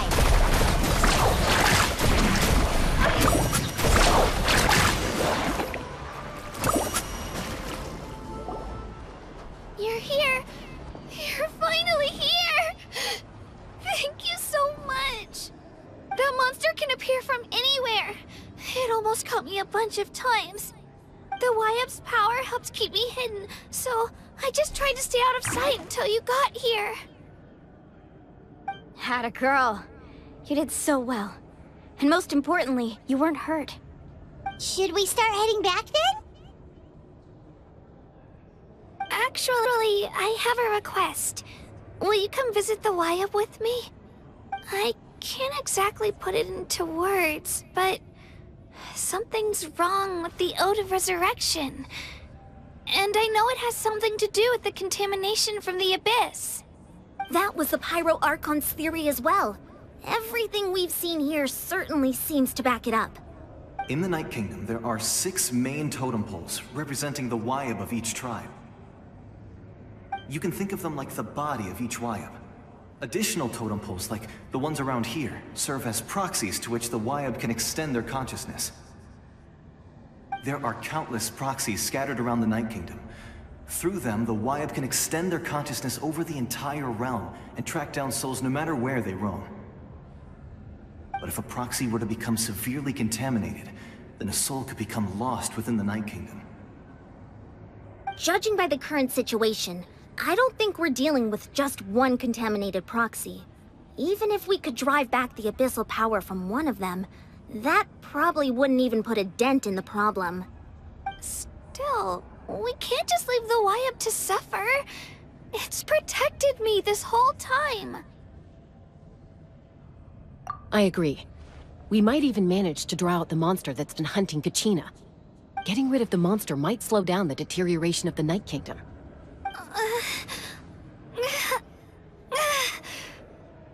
Kachina? What's wrong? Nothing. Just a headache. And that voice again, telling me to abandon the Wyab and leave this place. Maybe we really should leave. Kachina's already been here for too long. No, I'm fine. I don't plan on listening to that nonsense. I can hold on. Just up ahead. I'll lead the way. Besides, I can still fight, so please, help me out a little longer. Listen to me, Kachina. We'll come with you, but that's because we want to help the Wyab, not because we have something to prove. You don't have anything to prove either. It's okay if you reach your limit. We'll be there for you. All right. The sooner we get this done, the better. We've already come all this way, so we might as well try to get to the bottom of this. Let's go. This way. I'll stay here and try to stall the Abyss monster. All by yourself? That's too dangerous! It's all right. I may not be as strong as that monster, but I'm definitely more familiar with the area. Besides, I don't have much time left. If you're anything like my friend, I'm sure you're not particularly fond of goodbyes. So go. Achieve your goal, and return to the world where you belong. Thank you for everything. You're a true hero. Thank you. No one fights alone.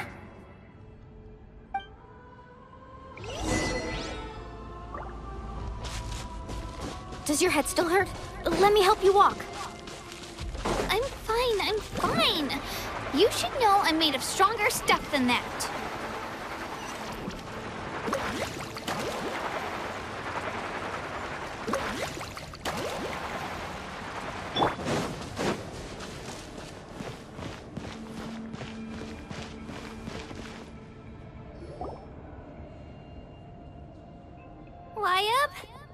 Wyab! I'm back! My friends and I are here to heal you. Wyab, can you hear me? What? So we were right. The contamination is already too severe. It's preventing the Wyab from answering our calls. Alright, get ready everyone. Time to purge the abyssal energy from this place. Careful. We've got company. Already?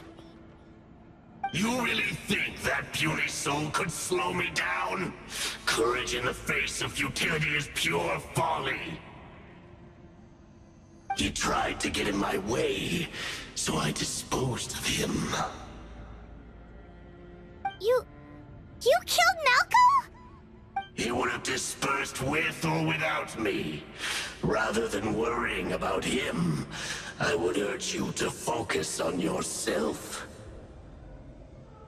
You may have defeated others of my kind in the past, but underestimate me now, and it will be to your peril. No, the power of the Abyss is intoxicating.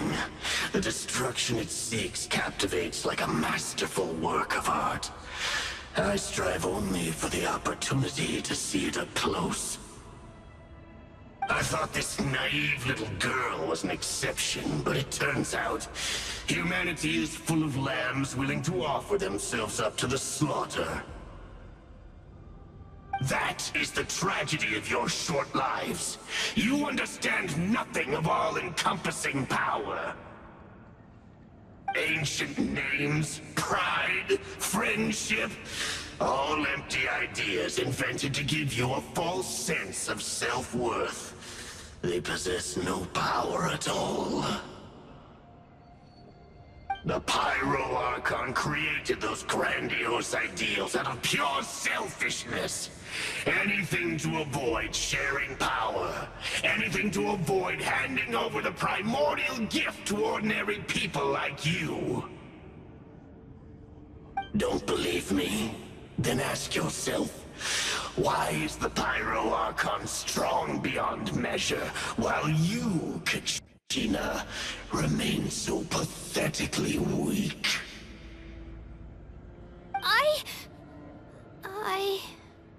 Kachina! Give me your hand.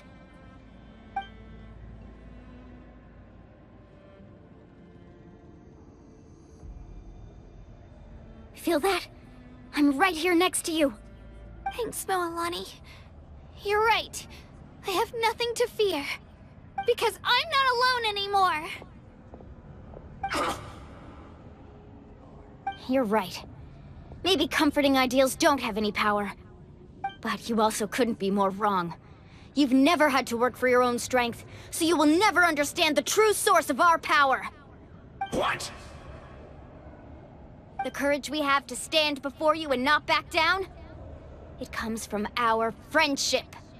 The power lies not in the ideal itself, but in our commitment to upholding that ideal, and in our decision to stand together and fight! Well said! Let's go, Kachina.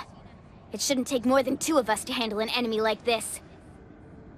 Sorry in advance, but you deserve what's coming to you!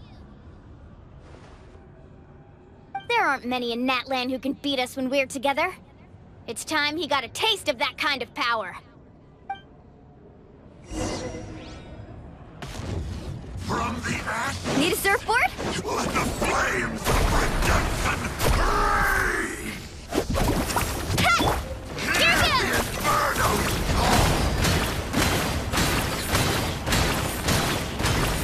Woohoo!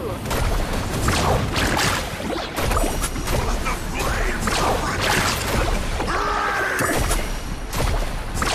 Amazing! Hear the inferno's call!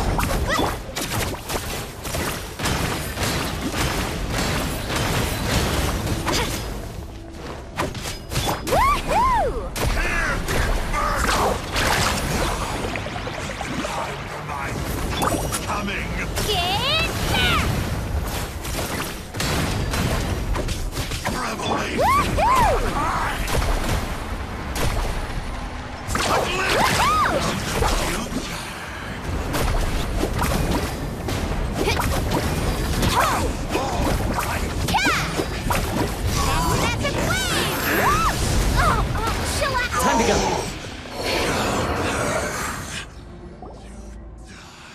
We won! We actually won! That's what he gets for underestimating you two. Fantastic work, Kachina! Absolutely fantastic! This makes me so unbelievably happy. I'm happy too, Mualani. Together we really are unstoppable!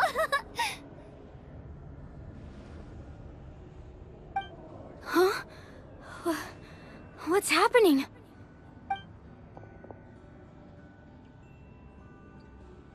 My ancient name is glowing? But I thought I didn't bring it with me. It's probably a projection from the real world. But that doesn't explain why it's glowing all of a sudden. Wait, does that mean you're...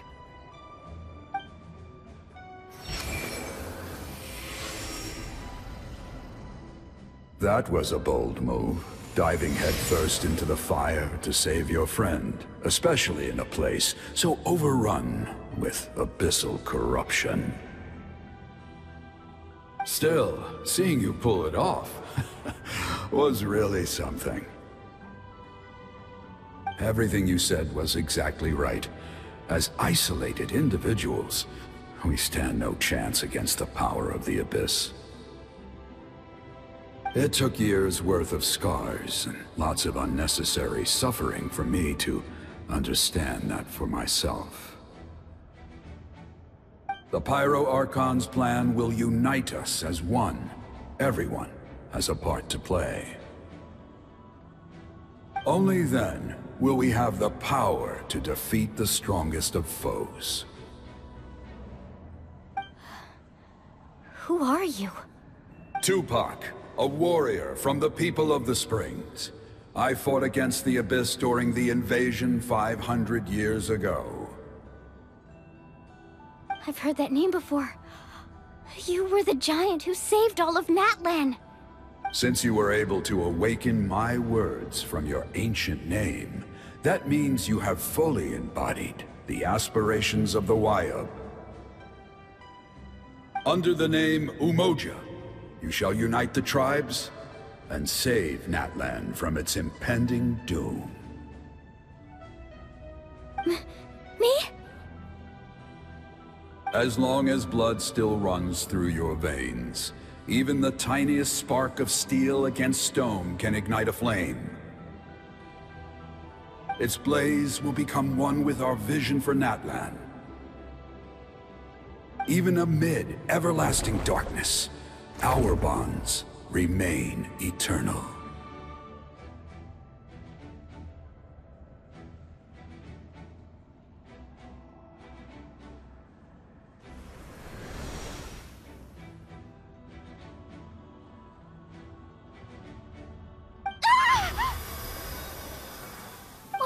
What's wrong, Mualani? So many memories. My brain was just flooded with everything he once knew. So that's what happened. What do you mean? Did you just figure something out? 500 years ago, they foresaw the very crisis we're facing now. Efforts to save Natlan started all the way back then. We can go over the details once we get back. We shouldn't linger here longer than we have to. I know bits and pieces, but I had no idea Mualani was also part of the plan. This sounds like something that's going to need a lot of explaining. Let's focus on saving the Wyatt first.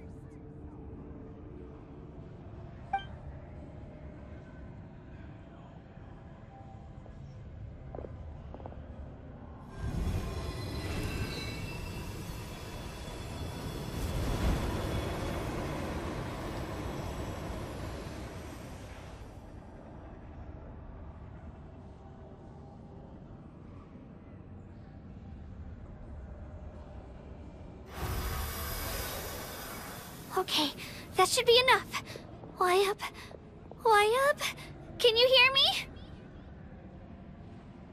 I hear your voice, Kachina, my dear child. Great. Well then, I'm afraid it's time to say goodbye. I just wanted to make sure you were okay before we leave, but we can't afford to stay here any longer. I was going to ask why you bestowed an ancient name upon someone like me, but it's okay. I'll keep searching within myself for the answer. I'll never stop trying to improve my strength. One day, I'll live up to the hero you saw in me. You are already an outstanding child in my eyes, Kachina. No matter what happens. Huh? You are all my most beloved children. It has always been my honor to protect and nurture you. Your ancient name is just that. A name.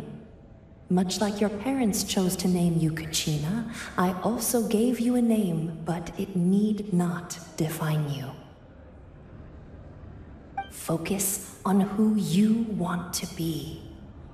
You are already worthy of your name. Now, you need only devote yourself to becoming a better you.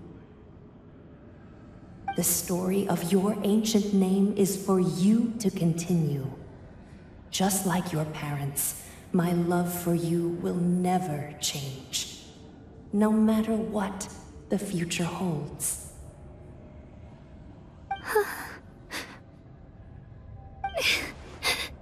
Thank you, Wyatt. It gladdens me to see the Pyro Archon's plan move another step towards completion. But it is time for you to leave this place. The situation here is getting worse.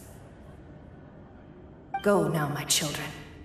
Save Natlan on behalf of all you hold dear.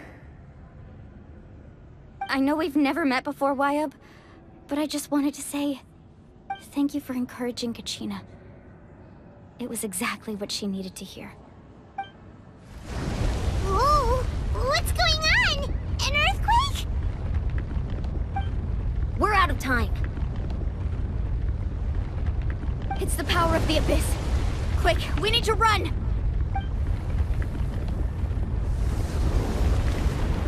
It's a Sealy! The Sealy opened the way for us!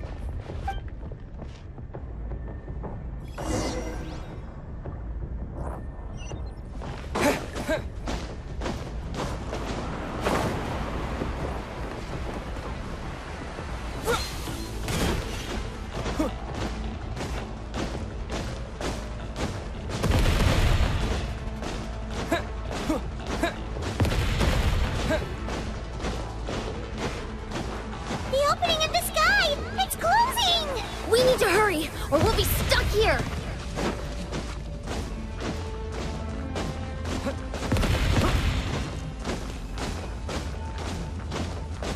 Watch out for the falling rocks! Quick, through the middle!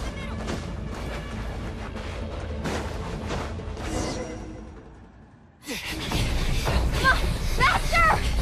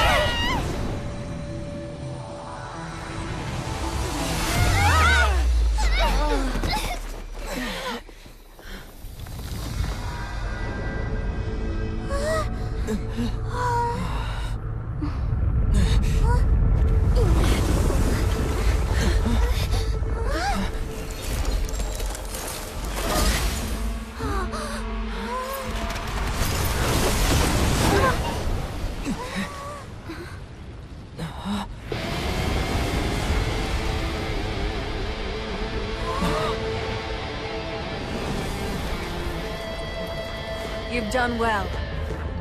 Now come home.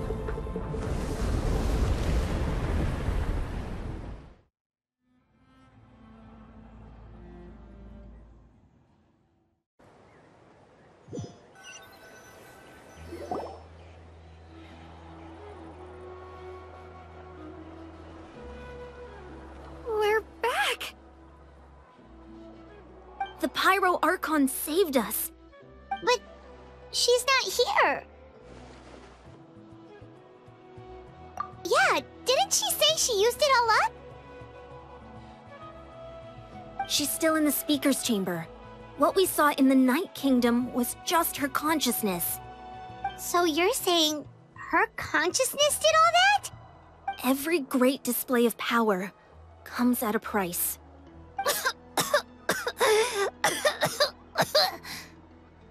You must feel terrible, Kachina. Just hold on. We'll get you to a doctor soon. Let's get back to the stadium. The Pyro Archon said she'd have a doctor waiting for us. I recommend getting a full checkup, just to make sure no damage gets left behind. Paimon feels okay. What about you, Traveler? Right. You always seem to do pretty well against the Abyss. Let's get going. We need to share what we learned in the Night Kingdom as well. Right. The Wyatt mentioned something about the Pyro Archon's plan. What is it exactly? I'll let her explain everything. We're all a part of the plan now. Every move we make from here on out will decide Natlan's ultimate fate.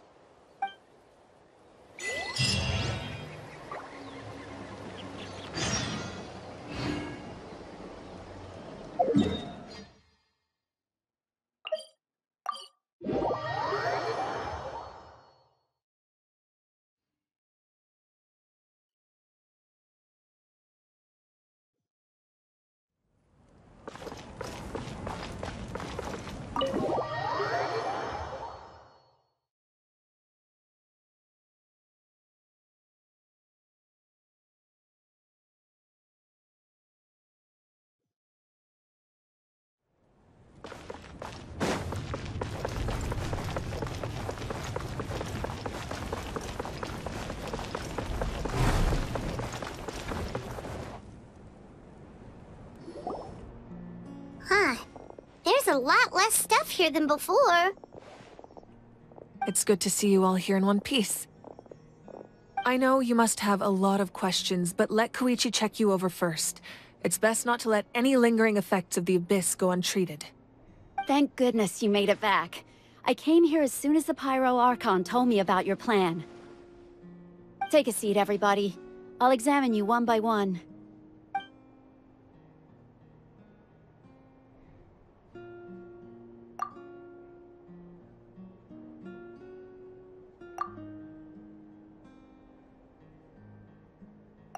All right, that should do it for now. But just to be safe, I'll perform another checkup in a couple of days. I have to say, though, I've never seen anyone react to the Abyss like you, Traveler. It's like you're completely immune to its power. He always has been special like that. He can even purify its power. Wait, now that you mention it, Paimon doesn't think she's affected either. Given the current situation, that ability will likely play a great role in the events to come. Of course. I still have patients to see, so I'll head out. Thank you, Koichi. All right, all right. We might not see eye to eye, but we both had good intentions. Just give it time. I'm sure we'll figure things out between us one day.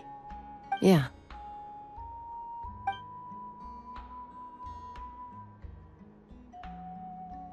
All right.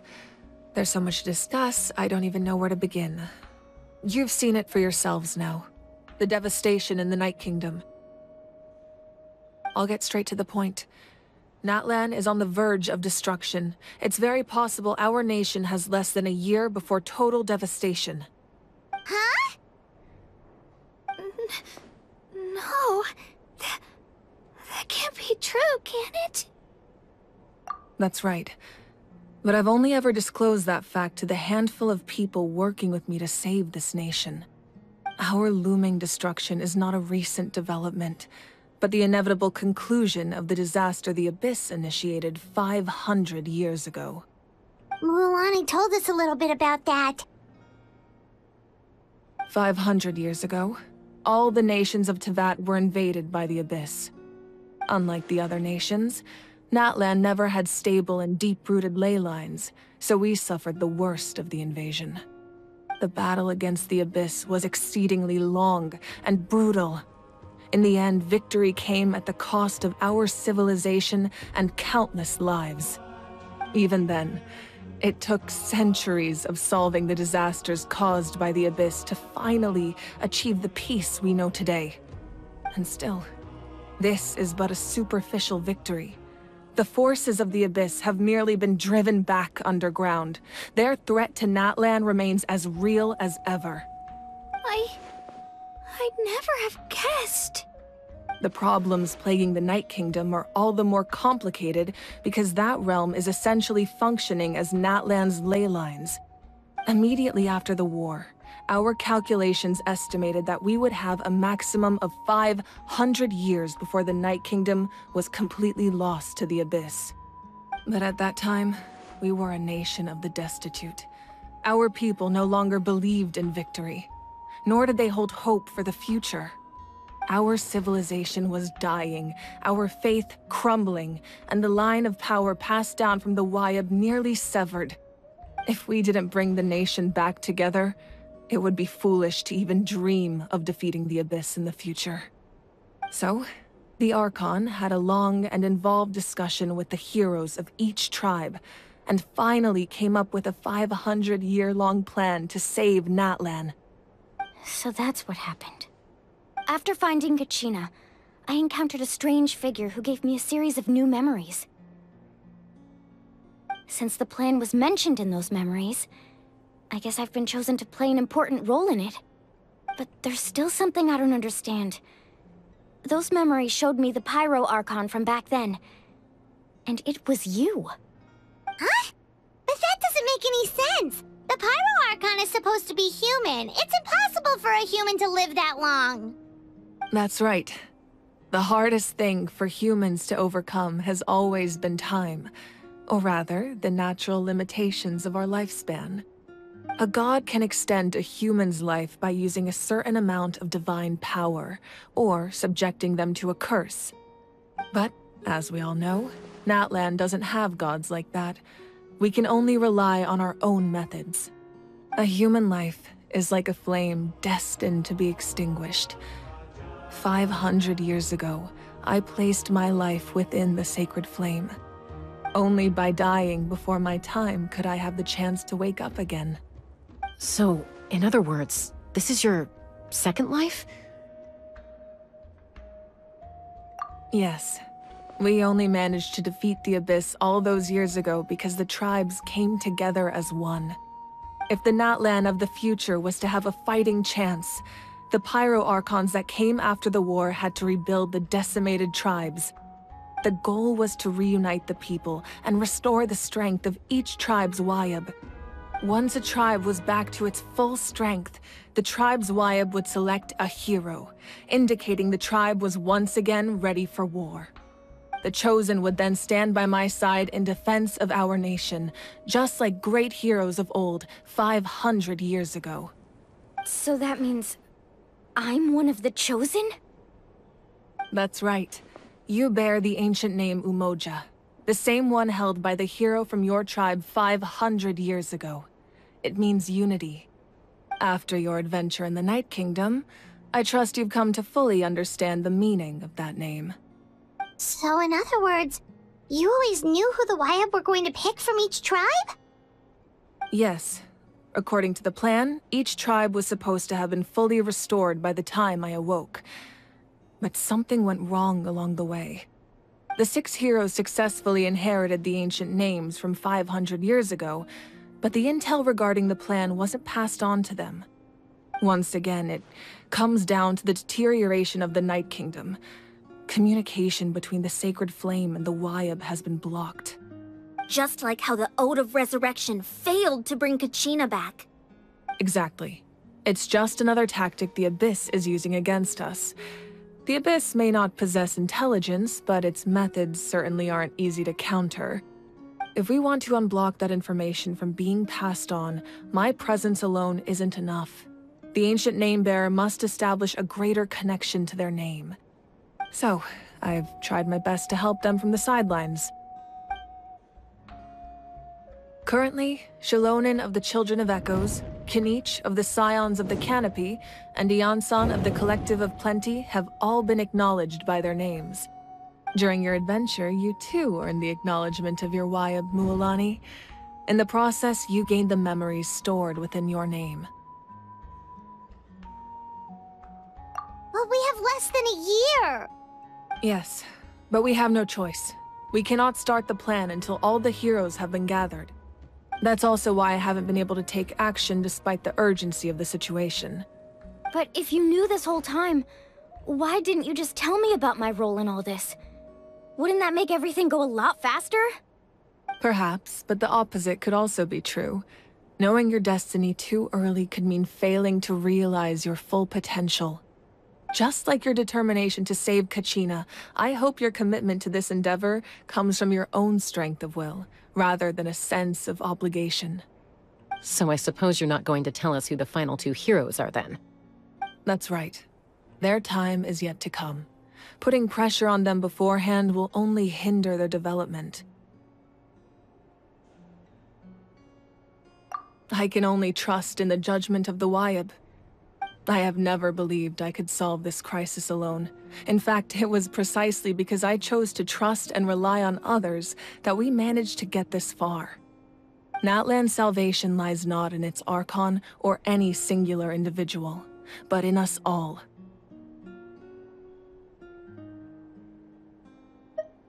You're quite perceptive, aren't you? I thought I might get away with avoiding the topic. Huh? Oh, right! All of the stuff you stored here before, where did it all go? Even though I sacrificed my power, I still needed a contingency plan to ensure you would make it back from the Night Kingdom. After all, I was the one who allowed you to take that risk, and Mualani has an important role to play in my plan. In addition to their sentimental value, the items I stored here held a much more important purpose: fuel. Fuel? Ah, so back then, that's why you... Yes. The stories embodied by those items are certainly important, but there's an even more significant trait they all share. Every item belonged to a hero of Natlan. Over time, they became imbued with a certain amount of contending fire from being carried in battle. On their own, each item's power is limited, but together, their combined effect can prove quite useful in a dire situation. By burning those items, I was able to activate the contending fire stored within them to open the boundary between the two worlds. It was a rather crude approach, so all their power was depleted in an instant, as you can see.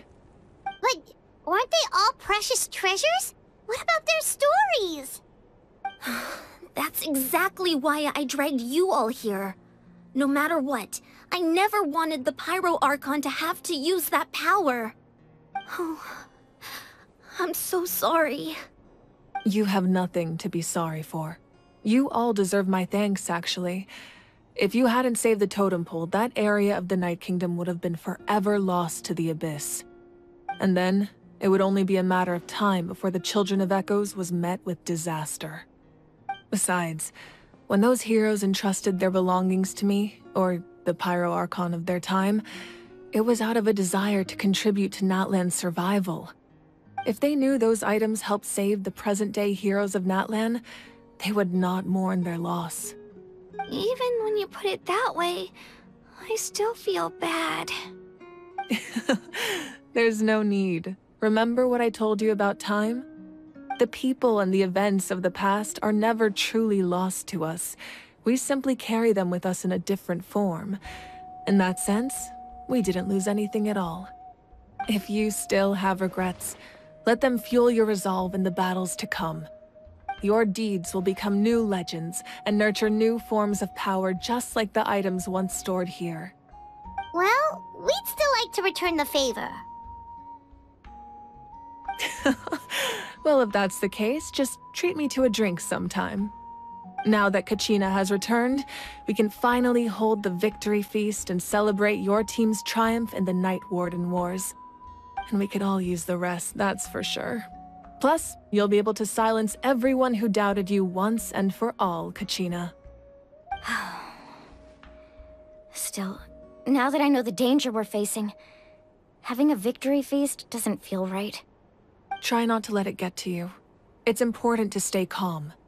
Worrying about it will only affect your judgment. All right. You should head out. I'll join you in a bit.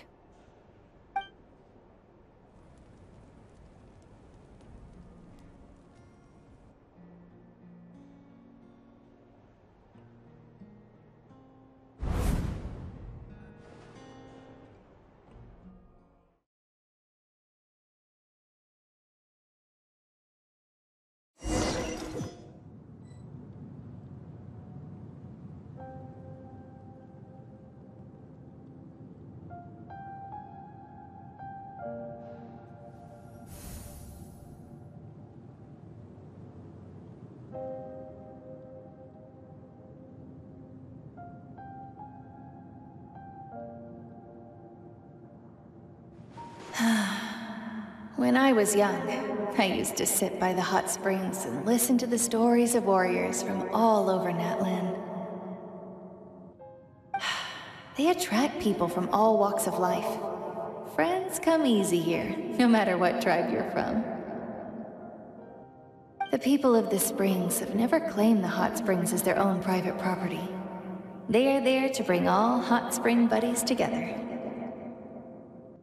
It's been really nice, seeing the children of my tribe get older.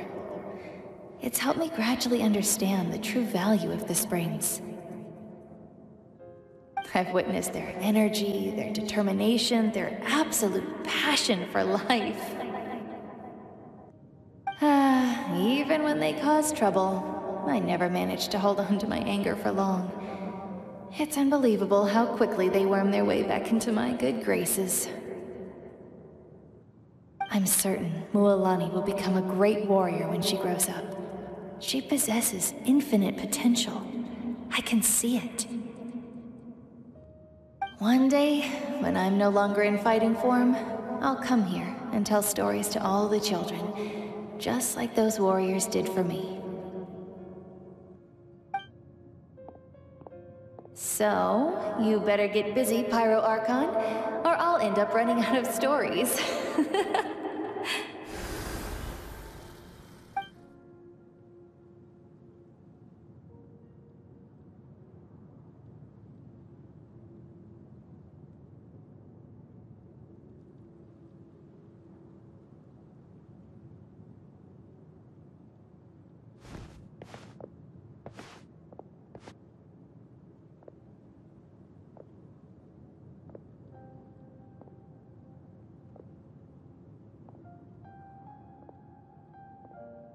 Our nation is engulfed in darkness. Our tribes stand divided, and yet you promise victory in the distant future.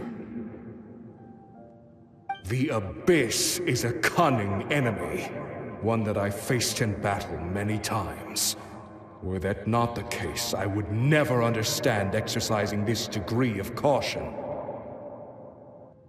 My rage will never know absolution. Then my power will no longer aid you in victory. But you came to me because you knew you could convince me with just a single sentence. I understand your choice. The heroes of today will forge the path ahead with blood and fire. Just remember to earn us the victory we are owed. Otherwise, rest assured, I'll find a way to collect the debt. For Natlan.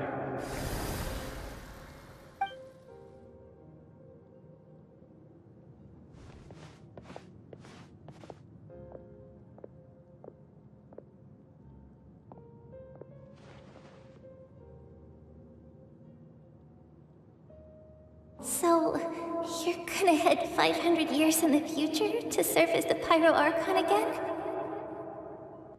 But what about the you from right now? You're just gonna die? You can't ask her those questions and expect her to answer, my dear.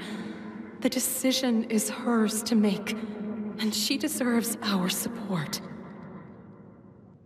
We will do everything we can to rebuild the tribes. Don't you worry. Even across time, we will all do our part to fight for Natlan's future. Yeah, Mom's right. We'll always believe in you, sis. Oh, seriously though, Dad should be here. Where is he? I imagine he didn't know what to say, so he chose not to come at all. Don't take it to heart, my dear. That's just who he is. Just remember, no matter what happens in the future, we will always love you.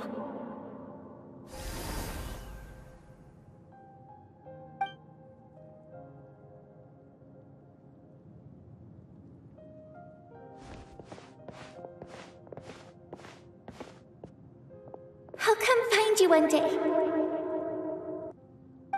I know I can't live that long, but I'll think of something.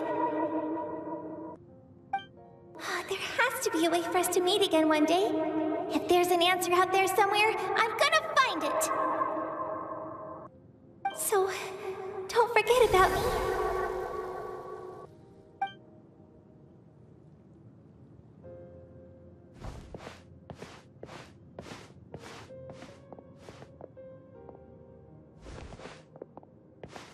If that's your decision, then you have my full support, Archon. May our children live to see such a lovely son. For Natlan! No one fights alone.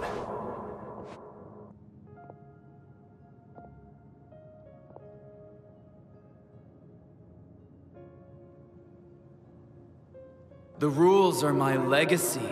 They shall grant us the strength to overcome the next tragedy. War forged the 6 tribes, taught us how to fight, instilled in us what it means to love. Who will be the one to bring this to an end?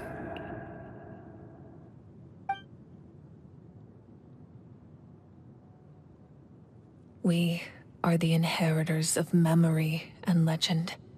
Those who grew alongside sun and wind. Those who forged our own destiny and future. That is Natlan's fire. The lifeblood of our nation.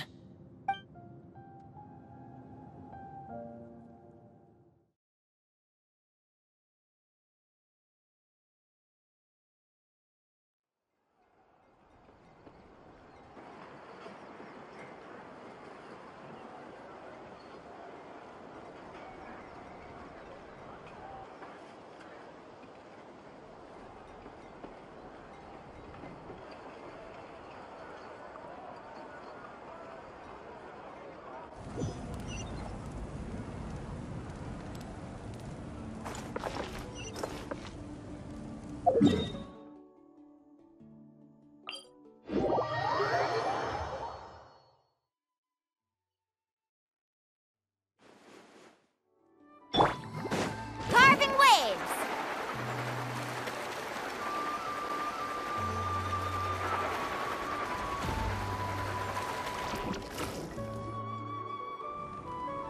Hey, Koichi! You here for the victory feast too? Oh, no. I knew Chaska would be here, so I just came to deliver some medicine. I was about to leave, actually. No, it's not that I don't want to celebrate Kachina and the others. I'm so glad she made it back. It's just... well, I'll make things awkward if I'm around my sister right now. Ah, well, you two had a fight, so Paimon can understand. She didn't cause any trouble during your trip, right? Yeah, she was super helpful. She gave us a lot of useful information about the Abyss. That's good. That's all I needed to know. Is there a reason you asked? You were pretty outspoken when we first met, but now it's like you're holding something back.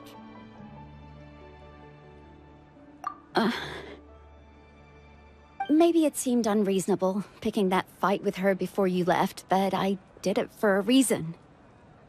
Her impulse to fight is extremely strong.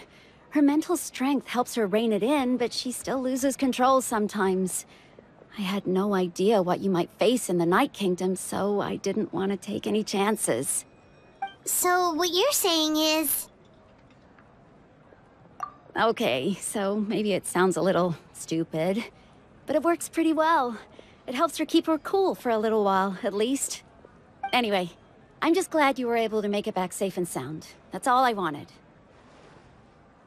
What? Do you really have to go that far? Can't you just talk it out? No way. Chaska never opens up about her own pain, especially to her family. She can't learn about this, or it'll be even harder to help her. I appreciate the understanding, and don't worry. I'll find a way to help her ease this burden. Anyway, I need to get going. Enjoy the celebration. Oh, and if you ever need a doctor, you know who to find. Huh. Who would have thought there was a deeper reason behind their arguing? In the end, it's all the Abyss's fault. Paimon's had enough of them.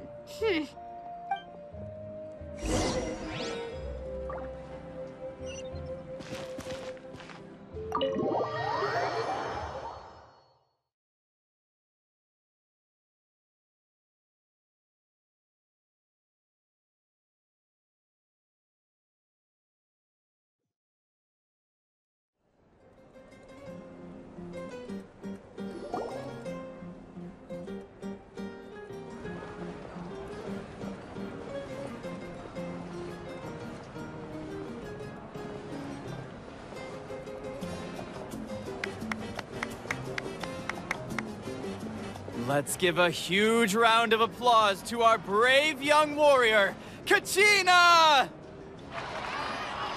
Woohoo! Well done, Kachina. Thank you, everyone. I'm so glad I finally made it.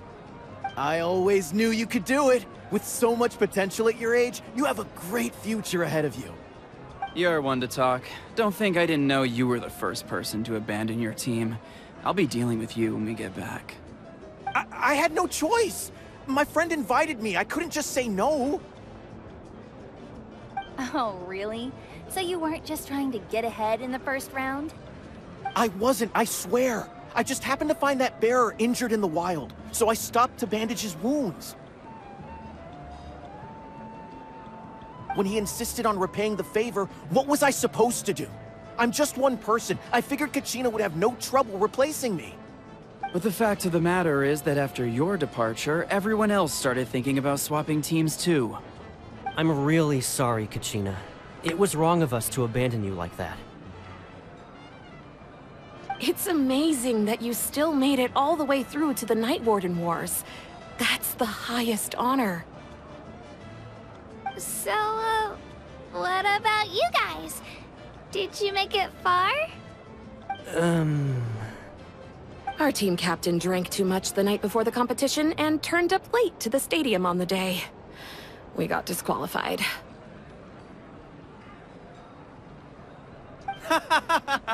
Serves you all right. No sympathy for me.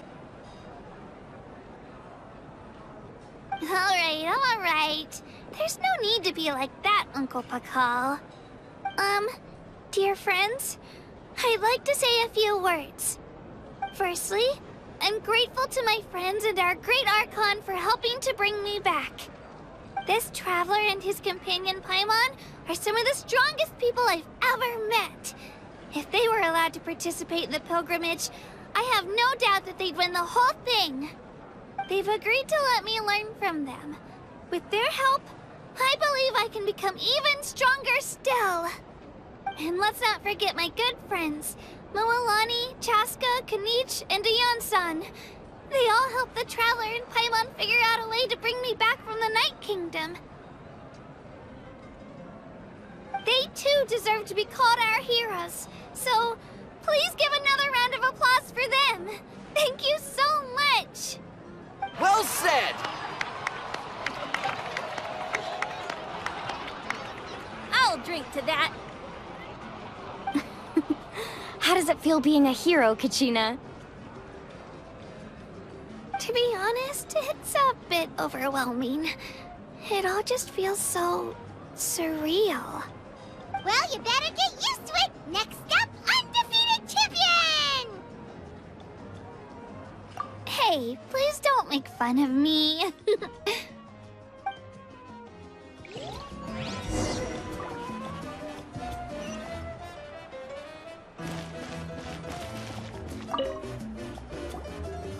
Ah, you're here. Have some fruit juice. I got it specially for you two. How did you know? That's Paimon's favorite! You look like you've still got questions. Ask away. Because they had their own lives to live. The thought of telling them, abandon your families and everyone you love, and come with me to the end of time, for in 500 years Natlan will be destroyed, it seemed too cruel.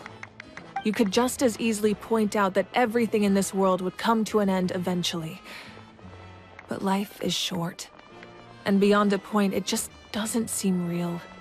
Imagine if I said, let's leave right now, and go save the sun because it'll flame out in a few million years. It would sound quite ridiculous. I couldn't make them shoulder that burden with me. Besides, every generation will have its heroes, this one included. The plan could still work without them. Or, of course, without me. But since I was the one who came up with the plan, I felt duty-bound to see it through to the end. Paimon's suddenly remembering that portrait in your room. Was that your family from back then? Yes, it was.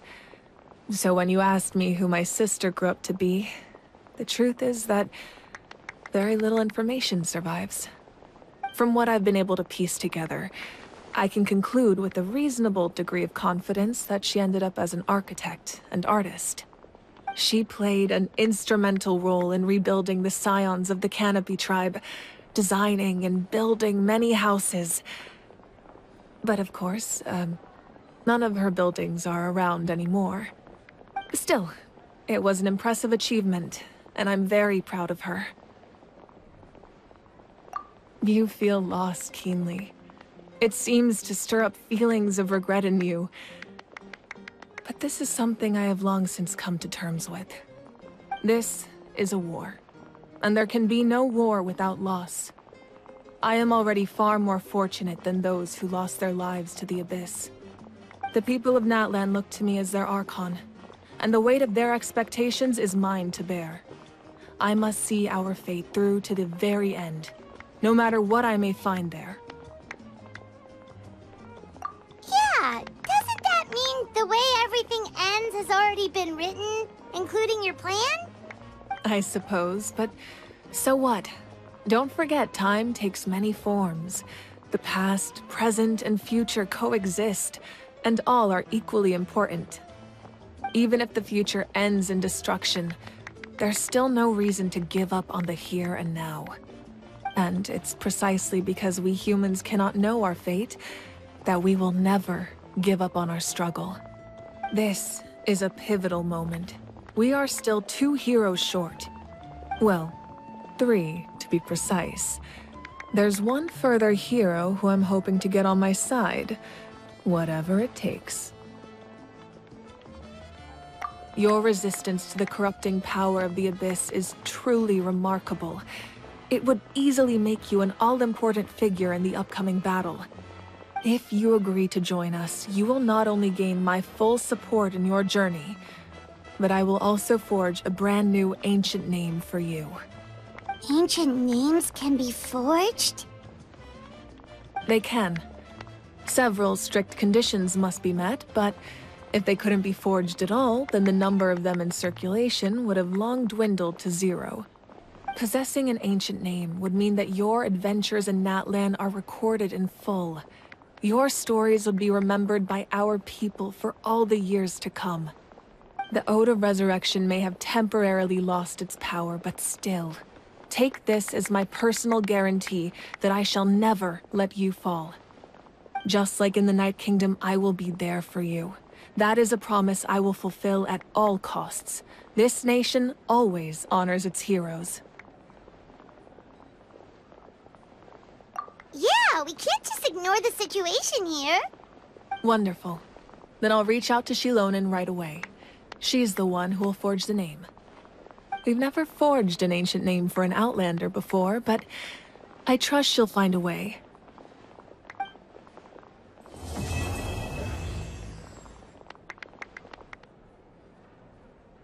My lord, we've received word that the Pyro Archon has lost much of her power. Although your injury complicates things, this is most certainly the opportune time to seize the Gnosis. Victory and defeat are rules, not outcomes.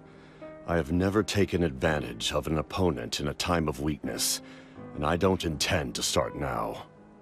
As for you, I must confess, I did not expect that little trick of yours to save the day. No matter how dense the fog, as long as the sun remains, we cannot turn day into night. She could have dispelled it. She simply chose not to. You don't have much time, and you're injured on top of that. What do you plan to do next?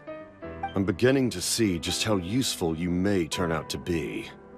You heard something from here, didn't you?